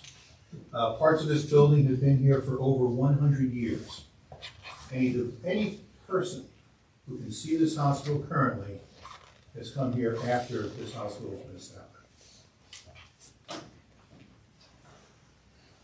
Because this application is for a use variance, we have to show to you that there are unique circumstances regarding this use and this particular lot that would allow you to grant this floor area ratio variance. And given the board's familiarity with the hospital, we've been here several times before for various applications, as well as your sister board, the planning board, I'm sure you recall that a hospital is considered an inherently beneficial use by the state of New Jersey through our municipal land use law. This is a use that promotes the general welfare due to the invaluable public service that it provides. Here, the floor area ratio variance that we're seeking. This is triggered by the expansion that you've heard discussed this evening. 2 floors will be constructed above the emergency room building on Post Street. The expansion includes 45 beds that are being repurposed from other areas of the hospital, and an additional 32 employees at peak shift. There is no new outpatient area being proposed as part of this application, and the beds are being repurposed from other areas of the hospital. You've heard the testimony that the trend in hospitals is to get away from what they call semi-private. We call the 2-bed rooms, which means that you don't have a lot of privacy, you're dealing with other people's medical issues, and they're trying to get away from that. The HIPAA law that every time you walk into a doctor's office and we have to sign that HIPAA release for health records means that people are supposed to have privacy in their health records, their health environment, dealing with their doctors. And that's just not possible when you have 2 occupied beds in a room. The applicant is seeking a floor area ratio of 105.5%, where 100% is allowed. I believe this is a de minimis exception of 0.055% over what's allowed. This hospital is a very large facility. We've been taking a look at the plans this evening.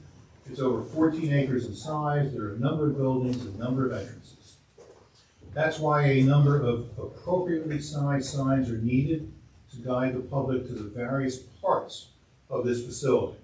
As you know, there are a number of pavilions, a number of practices, a number of different types of medical practices going on in this building, and we want people to get to the correct one, to the correct entrance, rather than wandering around this building, which unfortunately can happen if one does not pay attention.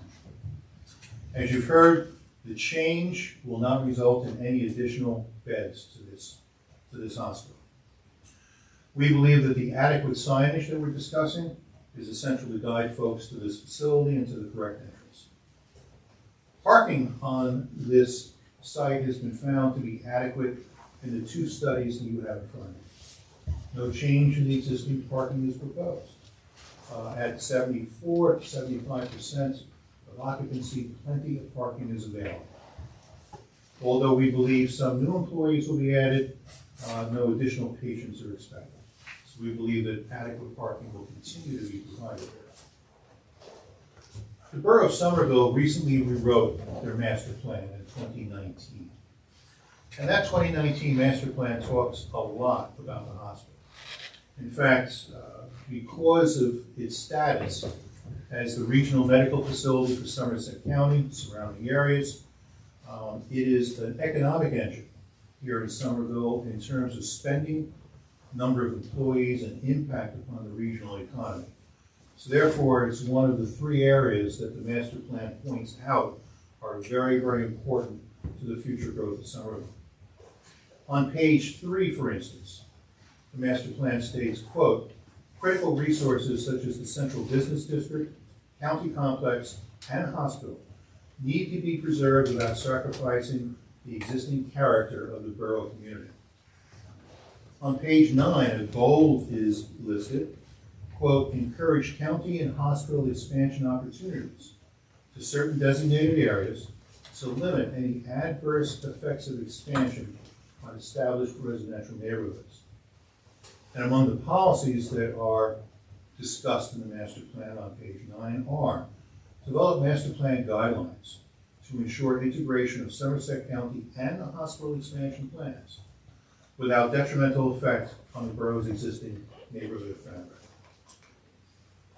Page 13 says, quote, 1990 master plan policies seek to create a hospital service zone that incorporates and integrates the existing hospital facilities with future hospital expansion, and currently, in 2019, the hospital zone district addresses that need.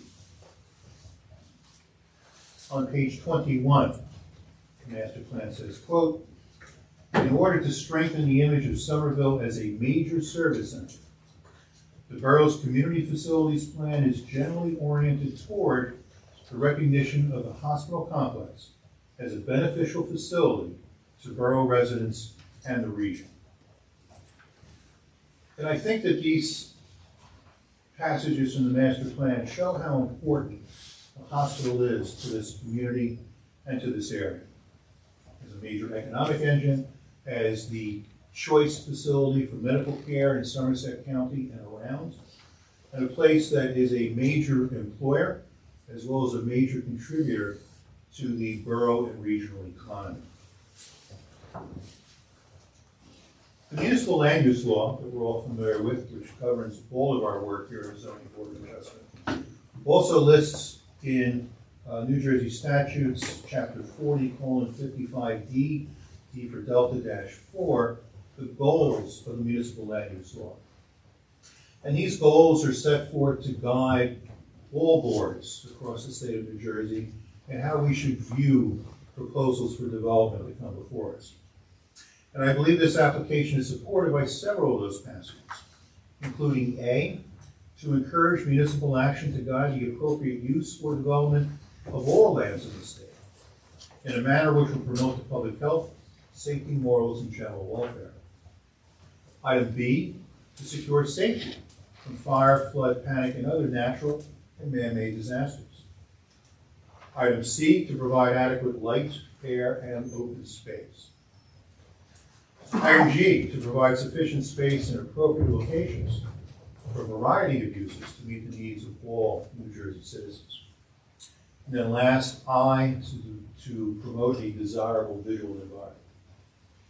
I believe this application meets those goals by providing a use that serves the public health, safety, morals, and general welfare, by providing an inherently beneficial hospital that serves not only the citizens of Somerville and Somerset County, but all the citizens of New Jersey. Open space will be preserved by the vertical expansion. The tasteful expansion plans will provide a desirable visual environment. A new fully code compliant addition will be constructed, which will have every up-to-date safety feature as required by the building code. That will ensure the safety of patients, staff, and visitors. The medical needs of the citizens of New Jersey are met by this application. And the phrase inherently beneficial use, which I've been using and you've been familiar with, means a use which is universally considered of value to the community because it fundamentally serves the public good and promotes the general welfare. Among the recognized uses that are considered inherently beneficial are hospitals, schools, child care centers, group homes, and houses of worship. As this board is familiar, when it usually reviews applications for a use variance, a three-pronged burden of proof has to be met. If there are special reasons, that it meets the positive criteria, and it meets the negative criteria. In discussing the negative criteria of an inherently beneficial use, we use a different standard, and this has been adopted by the courts here in New Jersey, and it's called the SEPA balancing test. I know that you've heard that in past applications before you. It's not terribly common, but it does occur. The SEPA balancing test is used only for inherently beneficial uses. And what it does is that it poses 4 questions that the board has to consider and whether or not this application meets that test. The very first part of that test is the question, identify the public interest at stake, to ensure that there is a public interest, that it is inherently beneficial. And here, in this particular application, the public interest is providing a hospital that serves the entire region, something that's inherently beneficial. The second question is, identify the detrimental effects that would ensue from the grant of a variance. So far in testimony, I have not heard any possibility of negative effects. The application limits all construction to existing impervious cover. No new impervious cover is being added to this particular site. No setbacks are being violated. All the other bulk standards are being met. So I believe that since there are no detrimental effects, the addition will be placed above the existing emergency center, that I can't identify now. Question number 3. The board should determine whether it can reduce any detrimental effects by imposing reasonable conditions. Through the course of this evening and through the course of the preliminaries prior to this application from your engineer and planner, a number of items have been discussed with our team that would make this application better. And I believe that those conditions attached to a resolution would certainly satisfy the need to impose reasonable conditions that would make this a better application. And the fourth question is, the board should weigh the positive and negative criteria by balancing the public interest against public detriment. The public interest here is providing an inherently beneficial hospital. The public detriment is identifying a negative impact upon this neighborhood or upon the borough as a whole. I cannot identify any detriments through the land use law, through the municipal master plan. So therefore, I would say that the public interest of approving a hospital application outweighs the unidentified detriments. Finally, Mr. O'Brien, have you reached a conclusion regarding the application before the board? Would it be for variance, and also if you would just briefly comment on the C variances? Certainly. Thank you, Mr. Brown. By the way, I don't know if Mr. Lanford was here in that 1899 application. He's certainly familiar with this department. I wasn't going to say that. Mike wrote a report. So the floor area ratio application is for an inherently beneficial use. And we have to meet the burden of proof that goes for a D4, or use variance number 4, floor area ratio use variance, which is, quote, the applicant for FAR D4 variance need not show that the site is particularly suited for more intensive development. Rather, such an applicant must show that the site will accommodate the problems associated with a floor area larger than that permitted by the ordinance. That passage is found in the Cox and Coney book, 2022 edition on page 762. And that refers to the Randolph Town Center versus Township of Randolph case that none of you have to remember. It's not part of the quiz, but your attorney and your planner know that. So they can put that there. So the applicant has shown that the site will accommodate the conforming use by proposing a de minimis increase in floor area ratio. No corresponding increase in building or lot coverage, no corresponding reduction in open space. The application is for an inherently beneficial use, which means that the special reasons criteria have been met. In fact, my testimony, I believe, shows that although we don't need to meet those special reasons, that we do indeed meet them anyway by advancing the goals of the municipal master plan, by meeting the goals of the municipal land use law. And although that testimony is not required for an inherently beneficial use, I believe that it buttresses your discussion as to whether or not the benefits outweigh the detriments. We have met the negative criteria by using the Seeker balancing test as required, which shows that there are no identifiable detrimental effects.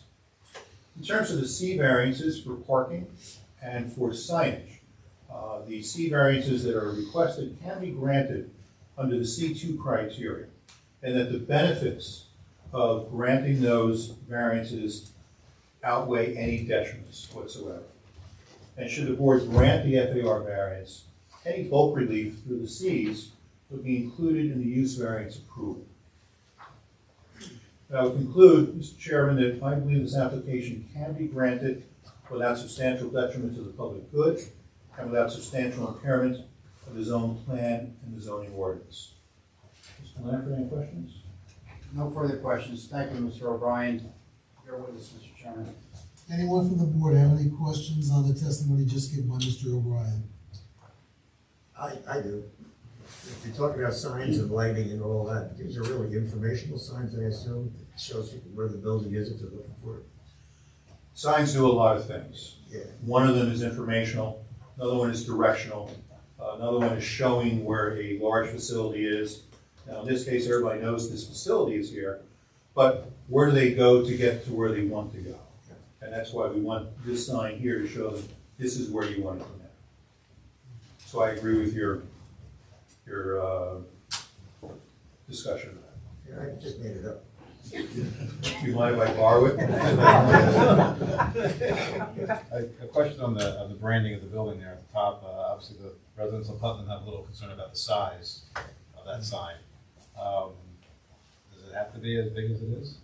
Can we shrink it down? To paraphrase a prior testifying, I am not the person. Not the person. We'll come back to that Let one. me, perhaps I Let's circle that one. I think there's two issues to it. I think the concern that they have regarding the size is also the illumination. I think the sign, as testified to by our architect, is appropriate in scale and in character to the building. I think if the board is concerned about the sign illumination because it has an adverse impact on, potential adverse impact upon the neighbors, we can agree to turn it off at night or dim it or do other things so it doesn't have an impact during the day. I don't think it is as obtrusive. I think it is in character and scale to the building, but I think we can control the time that it's lit. Obviously, that facility, visitors don't come 24/7 except if, there's a real problem, so we can control the lighting that sign. So the renders show the hospital name, and I think there was some discussion that if there's a generous donor, would that be in addition to the hospital name or No. replace? The square footage would be the same, we would make it maybe RWJ and then the donor, but we're not asking to put anything other than the size that's shown on the renderings and the exhibits that we submitted. We're not looking to put anything additional on that sign.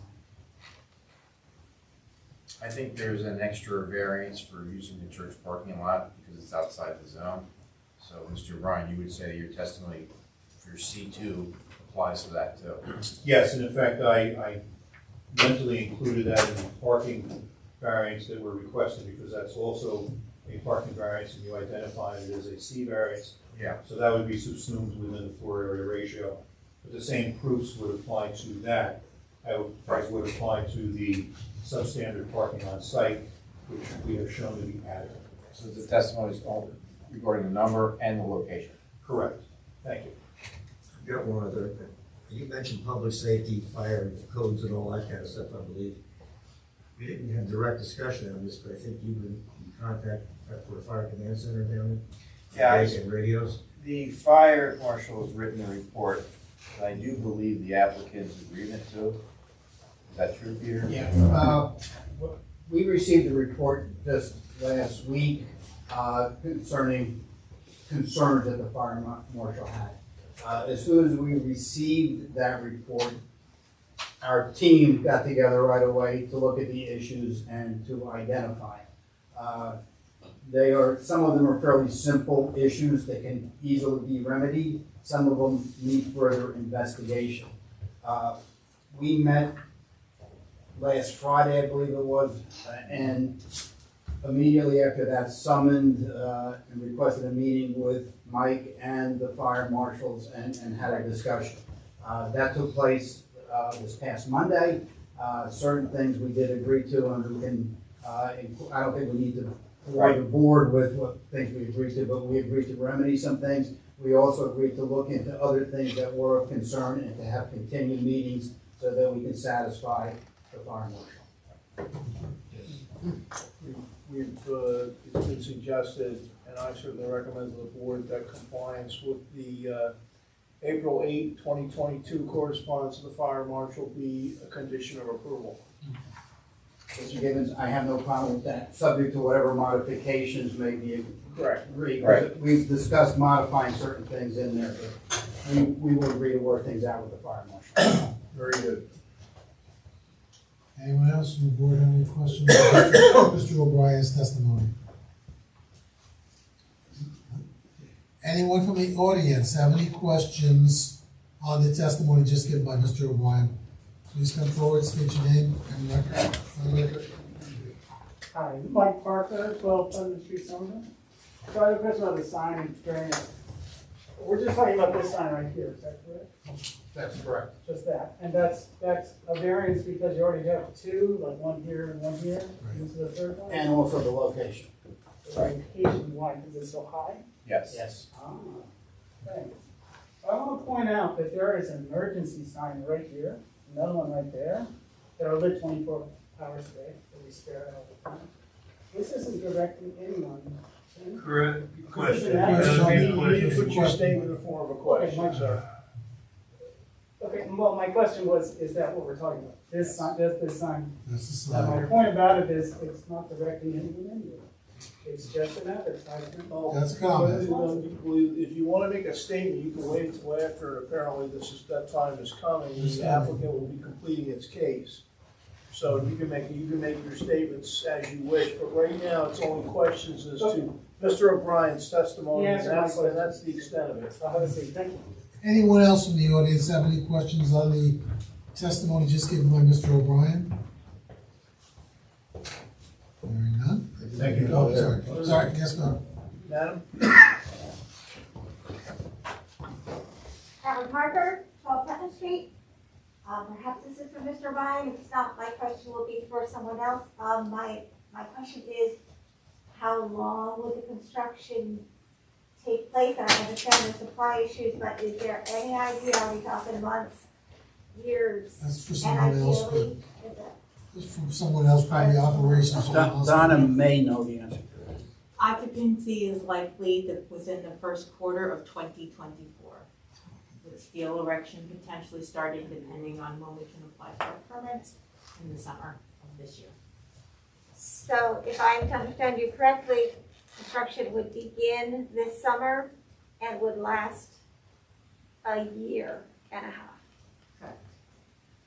That is a long. But a lot of that construction would be inside the building enclosure once that enclosure is built.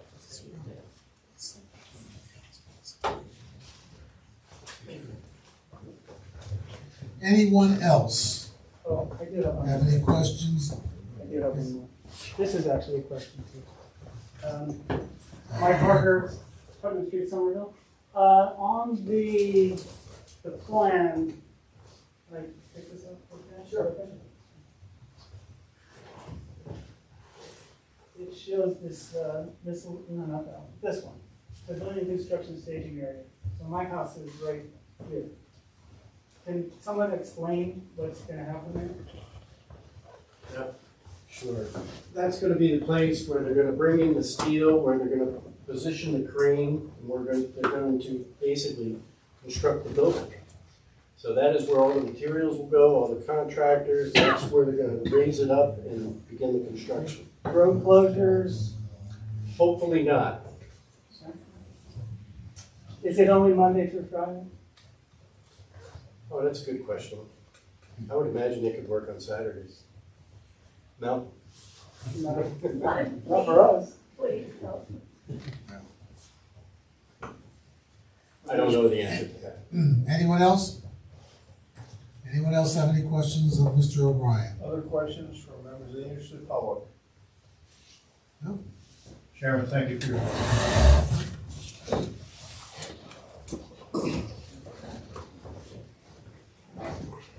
Wrap it up.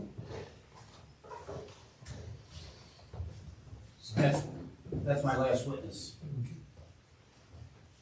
Peter, are you gonna make any comments on potentially screening the existing HVAC equipment, or where do you stand with that? I know there's been a request, there's some HVAC systems that are exposed and not screened. The hospital has a laundry list of items that they have to deal with in addition to this expansion. That is on their radar screen. They will screen that. I don't think we have a timetable, but we will commit to screening that based on our budgetary constraints. But I know you brought that up to our attention. Right, just so the board knows, there's a HVAC off the post in Granite Corner. Those are the two ones. One's on a one-story building with physicians parking lot that Dan talked about, and the other one's around the corner with a post street in Granite. There's another HVAC. There's two HVACs. Yeah. Right. Yeah, they're not part of this application. Right, I understand. You raised the issue, we've discussed it, that is on their list of, as you indicate, there's always something going on in the hospital. That will be one of the things that's gonna be going on in the hospital in the near future.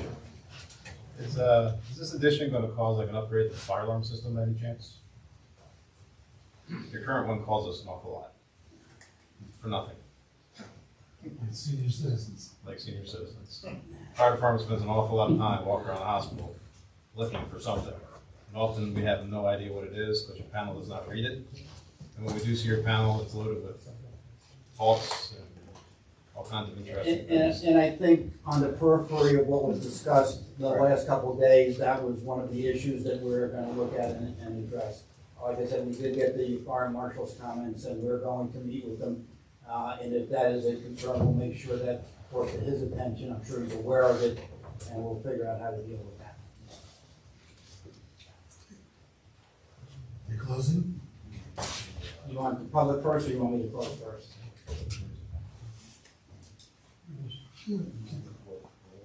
seem to me you should complete, Mr. Chairman, it's up to you, but ordinarily, you would complete your case in chief. And I'm done. I'm done with my case. The question is, my summation, I would prefer to go after the public comments so I can react to them. That could be done at the end of the day, that's not unusual.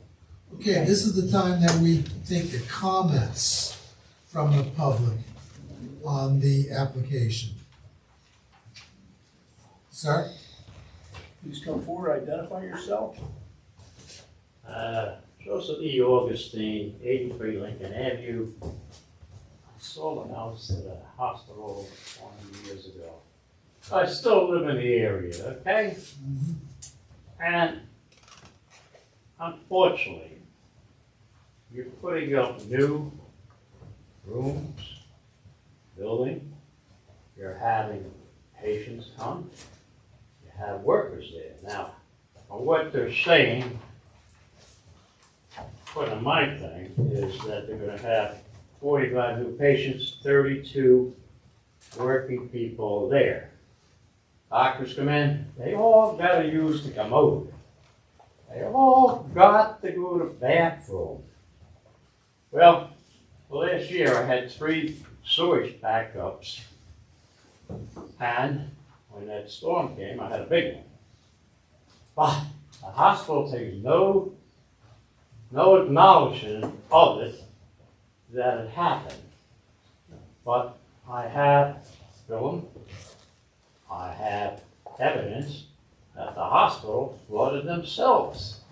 Now, I came to Mayor Council about this, and you did look into it, and you did the whole system. You had a company come out and do the cameras and do it and this. Just hopefully, I've been here 50 years, okay? Hopefully, I don't have this backup anymore. But the hospital has had these backups since the last storm, okay? That was Labor Day weekend, okay? So what I'm asking is there any way that they could control this? If you're gonna get another, let's say, 40 commodes, whatever, is there any way that you can actually, and I've been here a long time, believe me, I was here before the decks were born, I was here, when you put the big tank in the ground for the parking lot. But then again, when I went and fought Mayor and Council about this, when they put the tank there, there's no brook behind there's no brook behind the parking lot, okay? Why would you build a bridge if there ain't no brook there? I have no clue. I mean, I'm not a rocket scientist, but I would not build a bridge if there wasn't a brook there. And that went right from Lincoln Avenue all the way downtown, on the Gunsman's to the thing, okay? Joe, Mike's report did deal with effluent flow and flow meters. Yeah, the applicant agreed. We're gonna look at the laterals coming out of the hospital and look at the capacity of the borough system. I think you ought to do it. Yeah. And I'm just here to express mine. I've been here, I'm a good member of the town, but I paid for my sewage to go out, and I pay a lot more for the mere fact that I have a well. I don't appreciate it coming back in my house, okay? Yeah. Got it. I hope we can solve this problem. I know they're gonna expand, it's fine. And they would expand my way instead of going the other way, going for one person, we all know who it is. They own every house on there. They rent them out illegally. They got jammed for it. The hospital got jammed for it. I have a house across the street that I used to own. I sold to the town, I sold the hospital. 40 years ago, okay? Guess what? That's been sitting vacant for the last 12 years and nobody's even looked at it. They just did one house, they re-rented, they took up the cellar, they put a new cellar down, they built it like it's a mansion across the street from me. Well, they got a deal where if somebody loses their house, they can come live there. When I went to the meeting 2 years ago, I was at crutches. I said, Oh, I like to go there. Don't force me, no, okay. But it don't work that way. It's who you know and what you do here. And I've been here for a long time, pal. And I have a lot of people come through this whole system you come through. As a resident for over 50 years, I would like to have this problem solved. Like I said, And I'll be happy to solve. Huh? I had the mayor there, I had the head of DPW there, and they kind of laughed at me. I'm tired of getting laughed at. I pay my taxes. I think I ought to have some respect, even from the hospital. I mean, we're friends, we're supposed to be neighbors. But if you're gonna personify this issue, well, what can I say? And it's been an issue. This has happened after the storm of September. They have had big vacuum trucks come in and clean out the sewer pipe, go in the cellar of the hospital. They had baggage. They had sewage back up in there. So, please, settle the problem. Michael is on, Joe, Mike is on the case. And Can you settle the problem? I understand what you're saying. Well, I had pictures of it. Vacuum trucks come in, the sewage coming out of another. Why are they here? Well, I guess they just were on the by. I guess they rode by the hospital and they, we're going to put a thing down. You know what I'm saying? There's a reason for them to be there. Okay, thank you. Okay, Jim. Thank you. Thank you. God bless. Anyone else? Please come forward and identify yourself. Mike Buster, 12 Putnam Street. I've been a resident for 30 years. Okay, so the sign, we talked about the height of the sign is part of the variance. And my opinion is that it's not directing anybody anywhere. Much of the argument was about the new signs to direct them. It's clearly just an advertisement for the hospital and for that sponsor that they're looking for so they can display their greatness. If you approve it to be put up, please don't let it be lit at night. So that's all, that's what I ask. That's the main thing I ask. Then other various things, so flooding, yes, in Ida, at the corner of Putnam and Post, there were 3 cars that got stranded there. That was I don't know what happened that day, but that was crazy. How that did not rain at all. Noise. Okay, so the hospital generates a lot of noise. Those were from the air conditioning. So I was pleasantly surprised to see the way they're designing the AC on the top of this building, mechanical. They have it pre-enclosed, they have it set back pretty far, it's not visible. I was pleasantly surprised about that. The noise is still a problem. You wouldn't believe it, but they have a pigeon, well, you wouldn't believe they have a pigeon problem. And their solution to the pigeon problem is to put 2 speakers right at the emergency room that every half hour, 45 minutes or so, plays some kind of hawk noises. I'm serious, totally serious. 24 hours a day, randomly, the sound of squawking birds comes out of a pair of speakers above the emergency room entrance. And it is the weirdest thing. Standing in your yard, saying, "What the hell is that bird?" And be like, I literally spent like a month trying to find it. Where's the nest? Where's the bird? And there's these 2 little speakers. So I talked to the hospital about it. They told me that they were going to shut it off. I haven't followed up. It would be nice if they could get that solved. Lighting. So the deck is there. 50 feet setback from the road, it is lit. All of the lights have shutters that were added after the fact. So they built the deck, all the lights in, and then built these little shutters to try to block the light that's coming out. I hope the night lighting of this can be done better. Like somehow allow these windows not to leak a lot of light into the neighborhood at night. Same as for this stairwell, whether it has a window or not, as long as it doesn't leak light at night, that's fine. This had nothing to do with this project, but cigarettes. So there's a no smoking policy. The hospital puts it out as though no one can smoke on their sidewalk. What does that do? All the smokers realize, oh, it's a non-smoking sidewalk. Therefore, if I go across the street, that's the smoking sidewalk.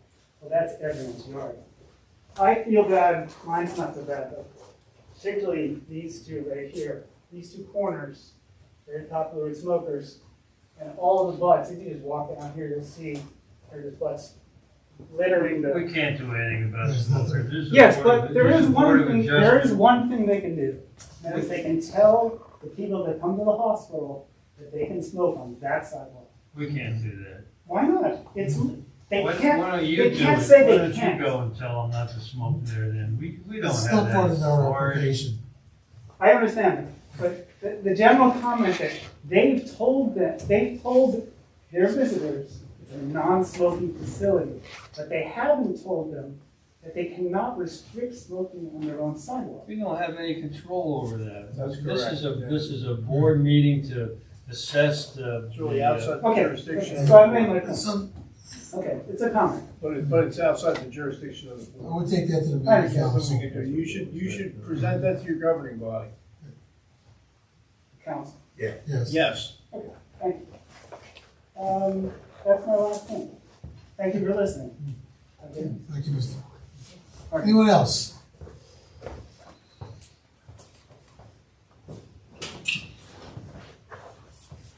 Ellen Harper, 12 Putnam Street. With all due respect to Mr. O'Brien and the people who work in the hospital, we don't live in our neighborhood. I do live in our neighborhood. A lot of really, really nice people do live in our neighborhood. And we do put up with a lot, so I just ask that you please limit the construction Monday through Friday, give us our weekends at least, and anything that this board can do to minimize the noise, and then especially the long-term noise and the long-term light, would appreciate, because it is a really nice neighborhood, and they've applied, I've seen apply the hospital under various names, apply for a lot of variances, and they're almost always given. But just keep in mind, it's within a neighborhood, and please just help minimize the effects to the neighborhood. Thank you. Anyone else? So we'd like to move the close, to close the public portion? Move second? Second. All in favor? Thank you, Mr. Chairman. I'll try to be very brief. This application was really about a year and a half in the making before it was submitted. The hospital, as I indicated in my opening, I've been involved with applications involving this hospital for going on 12, 13 years. One of the things that the hospital, and again, it's various iterations. When I started, it was the Somerville Medical Center, and then it was Robert Wood. But there is always a sensitivity in looking at developing the site to the neighbors. That's always taken into consideration. We try to please them as best as we can. We try to consider in designing something the effect on the neighbors. When we submitted the application, as I indicated to you, Mr. Cole sent back a nice love letter consisting of 18 pages of concerns, many of which were raised by the people here this evening. And we did address all of them in a revised submission, resulting in a new letter from Mike consisting of 3 pages, which we've agreed to comply with. And as I indicated to you, when the issue of the fire marshal and the concerns that they have, which really aren't with respect to this building, but to the hospital in general, we reacted immediately. There are people from the hospital here tonight who have now heard some of the concerns of the neighbors, which may or may not be germane to this application, but it's good that they're here to hear them, and if, to the extent that they can address some of those things, I am sure they will. I also, as I've indicated in prior applications with the hospital, if there are concerns that the neighbors have, if something comes up, please reach out to the hospital and let them know what they are, and hopefully they can be addressed, so we don't get to the issue of getting you involved or the governing body involved. It is probably better that they start with us, and, you know, if we don't respond, then obviously they have other sources of airing their grievances. Vis-a-vis the application itself, this is an inherently beneficial use. The net result of this application is not 45 new beds, it's 4.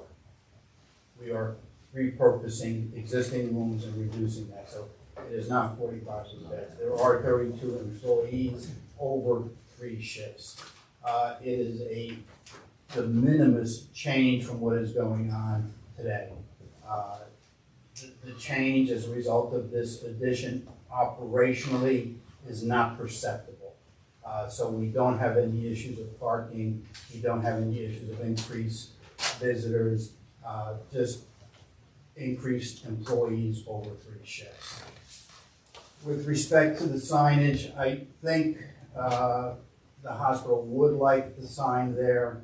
I think we can agree to, at dark, turn off the lights so that it will not be intrusive upon the neighbors.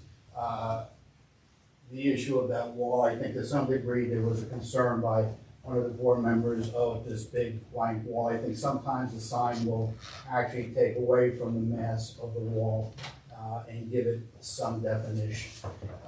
Whether you want a window on that wall, that's your call. We would be happy to do it if you want. I know one of the neighbors doesn't want it. We can do whatever the board wants. I do think we've established a basis for the FAR variance based on the factual testimony of our witnesses and the planning testimony of Mr. O'Brien. I do not believe this, as a result of all of the testimony of Mr. Reynolds and Mr. Dean, that parking is an issue and that the variance can be granted for that. And I will leave it up to the board as to what they want to do with the signage. I thank you for your time and your attention this evening. Cliff, what do you have? Okay, the applicant has proposed, you know, the proposed conditions of approval in connection with this application are as follows. I think I got them all here. Is first of all, the comments and recommendations set forth in my proposed report, which we've discussed. If there is the second condition, if there is a change of use on the third or the empty floor, applicant shall take new parking counts to determine the impact of that. Applicant shall comply with the April 8, 2022 correspondence of the fire marshal, Mr. Lynn. I've seen a number of my notes indicate dimming the signs. I mean, I think my recommendation to the board would be that I don't know whether the applicant has these facilities, but I would think that they do. That the applicant can dim its signage at dusk, and you know, obviously not have it. You know, perhaps at a set time on weeknights or weekend evenings, so it is not distracting to neighbors. If that's something, I do think, you know, just as one thing is important, just as you talk about the impact on neighbors, the issue comes up as to, you know, the safety and visibility of the traveling public. So I mean, somehow you have to strike a balance there. If ambulances or drivers are going to have a hard time seeing or finding the facility, and that's a decision that has to be addressed. I do think the board can impose reasonable constraints on lighting, to either dim or turn off. Yeah, let me interrupt. Why have a lit sign if you turn it off at night? Well, I see more on it. Well, what I'm thinking though is not turned off, but dimmed. You know, I'm leaving all the discretion in the board's hands. I don't wanna tell the board I know what where to you're do. coming from, I just made a comment, why have a lit sign if you're gonna turn it off or dim it at night? You need it at night, not during the day. All right, go ahead, I'm sorry. No, that was, you know, that's a, you know, it's a recurrent theme in my notes.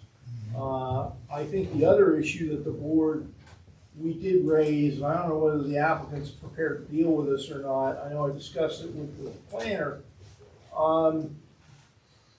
It seemed that there were, concerns about the, you know, the brick face and things like that, the board may want to consider those because that was an issue, not just that I brought up, but others brought up about the transition because it does appear that the addition, certainly in some places, a good deal darker than the existing brick. And I am familiar with instances where a brick match can be effectuated. I don't know what the applicant has done along those lines. There's been some brief discussion on that, but you might want to, I think you might want to address that issue. Now, the other conditions that I have, those were the conditions I had, other than our standard conditions of approval with which you're all familiar, that the applicant complies with any and all state, county, federal guidelines and requirements. Taxes are paid, and taxes. Well, you know, right, it's not exactly, but, you know, Boilerplate. taxes or user fees or whatever. Different municipalities, I was the attorney who handled the Princeton Hospital case that ended up before the Supreme Court, so I can tell you that every town has its own sensitivities with these issues. You know, and I know this is always an issue in a hospital town, so, but the applicant, the other conditions we'd have, the applicant will be required to comply with, is not exempt from any of our local codes or other local ordinances. And again, most importantly, if there is finally determined to be a use or a change in use on an empty floor, the parking counts will have to be taken. Those are the conditions. I was just kind of talking to Mike real quick. Obviously, Dan's point, having a light on the sign you turn off at night is kind of useless. But there might be other ways to dim the lighting of the site as a whole, where we keep the signs lit. So maybe a lighting survey towards the end of the project, they could work with Mike.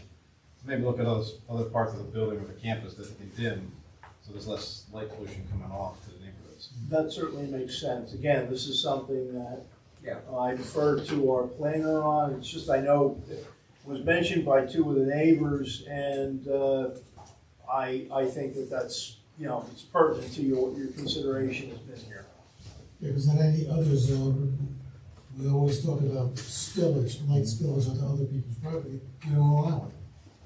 But some of the residents are saying that the light spilling out that deck. I mean, I know it's not part of this application, but if we do a light study, maybe the sign can stay lit, and the deck lighting. Well, why don't we make a condition of once approval, they the come applicant before shall us, provide they a have the entire property. See, every time we get a chance to do lighting it. plan. The applicant shall provide a lighting plan. And, But I mean, even beyond the sign, the windows, the lights in the rotation rooms are gonna possibly add to the light from the smoking area. It's mostly site lighting out, the security lighting, parking lot lighting, that really spills out. Well, I think, yeah, doing a survey might be fine, but a couple things. First off, you need on-site lighting for security purposes, like 24-hour operation. People come and go at all hours. So you can't be walking around in the dark and carrying a flashlight. The other part of it is the sign. We happen to know where the medical center is. People sometimes have to get there who don't know where it is, and they're looking for it. And I think some kind of, at night, some kind of a sign is not a bad idea. If you're not from this area, And you get one of those nasty calls, you gotta get there. Right. It's a question of safety for the traveling public, Yeah. and that is a primary consideration. That's kind of my point, which is to keep those kinds of signs lit, maybe Yeah. find other ways to Yeah, dim the site. I think Ed's talking about a uniform approach to the whole facility.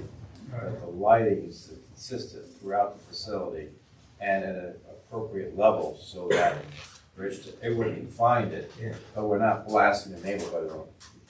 To meet that medium with There's the a balance neighborhood, in there right? somewhere. Right. It's fine. So how do we get that in a resolution?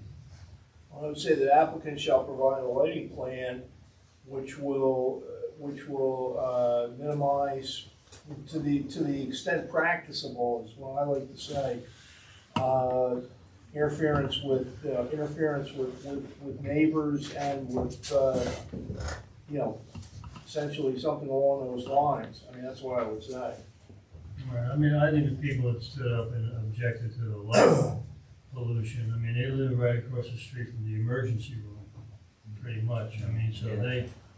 Not much you can do with that, unfortunately. No, you have to keep the emergency area lit and well lit, because it is an emergency area, so, I think you have to put their comments, as well intentioned as they are, in context with where they live, where they bought a house, and you can't satisfy both. And I understand that. I think we all get the premise of trying to get the lighting adequate and uniform throughout the facility, and we keep what needs to be lit, like you just mentioned, lit. But areas where maybe it's not that important, maybe having that metal a little bit, saying if it is a problem or a potential problem, so it's uniform. I think it would go a long way if the lighting is the same light color. Light color being how bright it is, yellows versus white, and uniformity. I would say, how about to ensure safety and minimize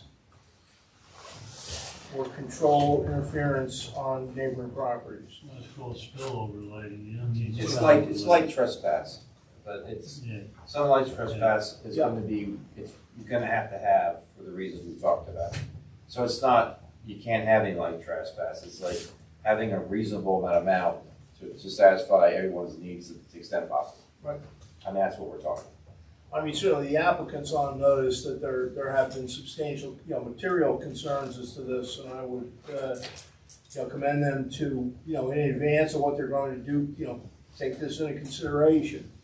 One of the issues that always comes up in any hospital case, I don't know whether I've had the privilege or the pleasure or displeasure of doing this, but sometimes what happens is that the hospital and the neighbors just can't get along. I mean, I think it's important that both sides see each other's point of view. You talked about an economic driver, an economic engine for the municipality and for the county. Remember that, a lot of these things go on, and if there's just balkanization between the two sides, sometimes what happens is that the hospital just, I don't want to say, but I know in Princeton, the hospital just got up and left at a certain point. I'm not saying that's a reason for the board to deny or approve this, but it was a mess for years and still is today, and the economic and other impacts have been substantial. The board has a 100-year-old hospital here, and certainly saying this to the board and to the citizens, I think there's got to be a way you can get together on this. It's my professional opinion as a lawyer, but it's my opinion as having dealt with this many times. Right, and that's page 7 of 18 of Mr. Cole's reports addresses this as well. If I Fair may. enough, counsel? Yeah, if I may, I think, obviously, there are concerns with the neighbors. I think we need to look at the entire campus. Yes. I don't know if it's necessarily part of this application as such, but if we will agree to analyze and do a lighting study and come up with some suggestions before, since we're putting lighting in for this building, we'll look at the campus and see if there's areas that we can modify our lighting to make it better. I think that's a critical aspect of this. You know, balancing the need for the hospital and what it provides and the concerns expressed by the neighbors. With all due respect, I think the hospital has done a pretty good job. When my first application with the hospital about 13 or 14 years ago, we had 100 people ready to lynch us. So we've come a long way, and we will continue to try. Hopefully, the next time we come in with something, there'll be nobody out there. That would be the ideal world. Don't misunderstand me. I respect what you just stated, but I thought I ought to say this, and I thought the record ought to reflect it too for the board. I look at this two ways. The variance is an immediate thing that has to be done. The lighting in this hospital has been iffy for a long time, probably 50 or 60 years. I remember waiting for helicopters to release those smudge pots out. You know, it's evolved. But I think if we're going to say do a lighting plan, it should be comprehensive, and maybe it shouldn't say before you can start to get your variance, you know, have that done and presented to us. I think it's a bigger issue. Because I think you're talking about the parking decks, which could be shielded better probably, which is not a big engineering feat, but it's time and money. You get the parking lots out there. I mean, you know, people today talk about boxing in the lights so that the birds don't see the light at night. There's all kinds of things going on. So I don't think that you're gonna have an immediate solution to a problem tonight or before you want to make this variance law. And I think, maybe I shouldn't say I think, but I perceive this is gonna pass. Let me see why it wouldn't. But if we're gonna snag it into a lighting plan for a 16-acre complex, I think we might want to take more time to really work that out. They'll be back. We know they're coming back. I mean, that's just a matter of time. The board have any thoughts as to a time to provide the study, or you had mentioned before construction begins, or I don't know whether they can get it on. I think if the time frame is 2024, and we could work some, I mean, we have two ways of doing this. You have stuff you do before construction and stuff that you do around CO. Yeah. Okay, so that's the two time frames. I don't think this can be done before construction permits. So I think it's more appropriate to do it before CO, that we have some light study. I'm not saying the light study means you have to have a lighting done, just a study done and a plan together before CO. I know where you're going in the future. Right. I'm not, you know, just to be clear, not saying you have to do all this, assuming work has to be done. Just saying we have the study, we know what it is, and here's the plan to get it done. I think just as we talked about the screening Right. for some of the other mechanicals that are on our to-do list, Right. we can work that into our to-do list. And if there are priorities, we can also prioritize what needs to be addressed. Yeah. A little common sense might apply. Yeah. Well, those are the conditions the board articulated and the applicant was agreeable to. So this lighting plan is not going to interfere with the construction project either before or after or during? No, I would say not. What I'm suggesting is that they have to reduce the lighting for the campus-wide facility prior to CO of the new wing, which is by spring, first quarter of 2024, and then we go from there for what that study shows. It might show everything is great, we need nothing. Or it might say we need to do 3 things, and then if he says 3 things, I'm sure the hospital will say it's 3 things and we propose to get done within 6 months or 2 years or whatever. And if the board finds that to be appropriate at that time, then that's fine. This is a two-way street because the board has an opportunity to be proactive. If it sees it's heard the comments this evening and it will see a study, so it will be on notice of what the concerns are. What about the concern of the Saturday construction? I just asked Mike, Somerville has no restrictions on construction time. That's all, the borough has rules about that, hours of operation. Well, that's what they said, Yeah, that's right. It's just the time. I don't think we should go Agreement there. is subject to the borough's I don't think so either. There's really nothing else you can do with that. The best thing is, if if they have weather-related problems of getting held up, they gotta work on the Saturday, get it done. As soon as it's I done, think close it's it up. more benefit to get the project done instead of having to drag out Right. another year. Close it up, work inside, nobody knows it. Yeah. You know, it's worth it. Yes. Okay, that's it, Cliff? That'll do it. So as far as my comments on this block on either end of this building, I'm not gonna sit here and try to redesign someone who's made the effort and the investment in it. So whatever, I respect the architect and if that's what he wants to do, then so be it. You know, it's not. Thanks, blessing. Huh? Thanks, blessing. What? Give him a blessing.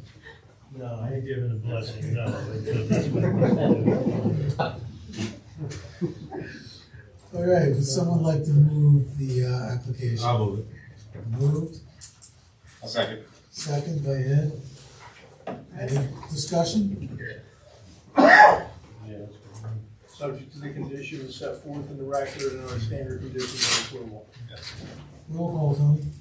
Art Adair. Yes. Cameron Jennings. Yes. Roberta Carpenter. Yes. Brian Budinski. Yes. Rich O'Neal. Yes. Ed Allen. Yes. John Crowe. Thank you very much. Council, I'll coordinate the resolution in your office.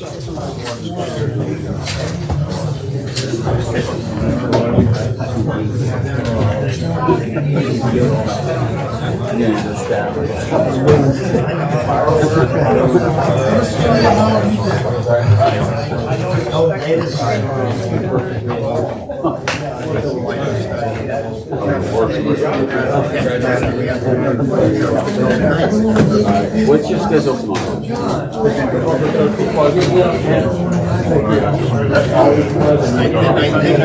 Yeah, no, I got Again, they can't expect her to like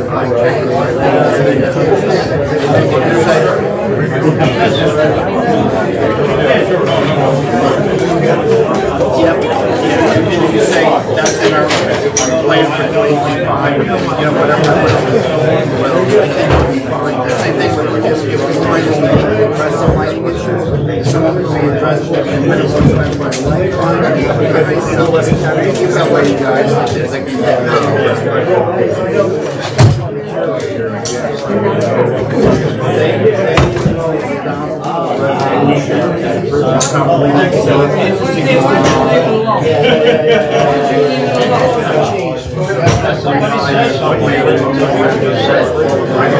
You can start working on your construction drawings and looking at the paper, and we can get this thing because fortunately, we're not doing any site improvements.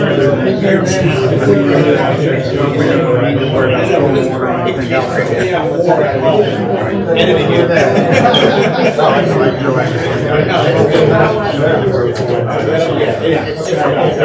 They might do a release there for. But before I just wanted to thank you. Yeah, I said, well, if you can send, you know.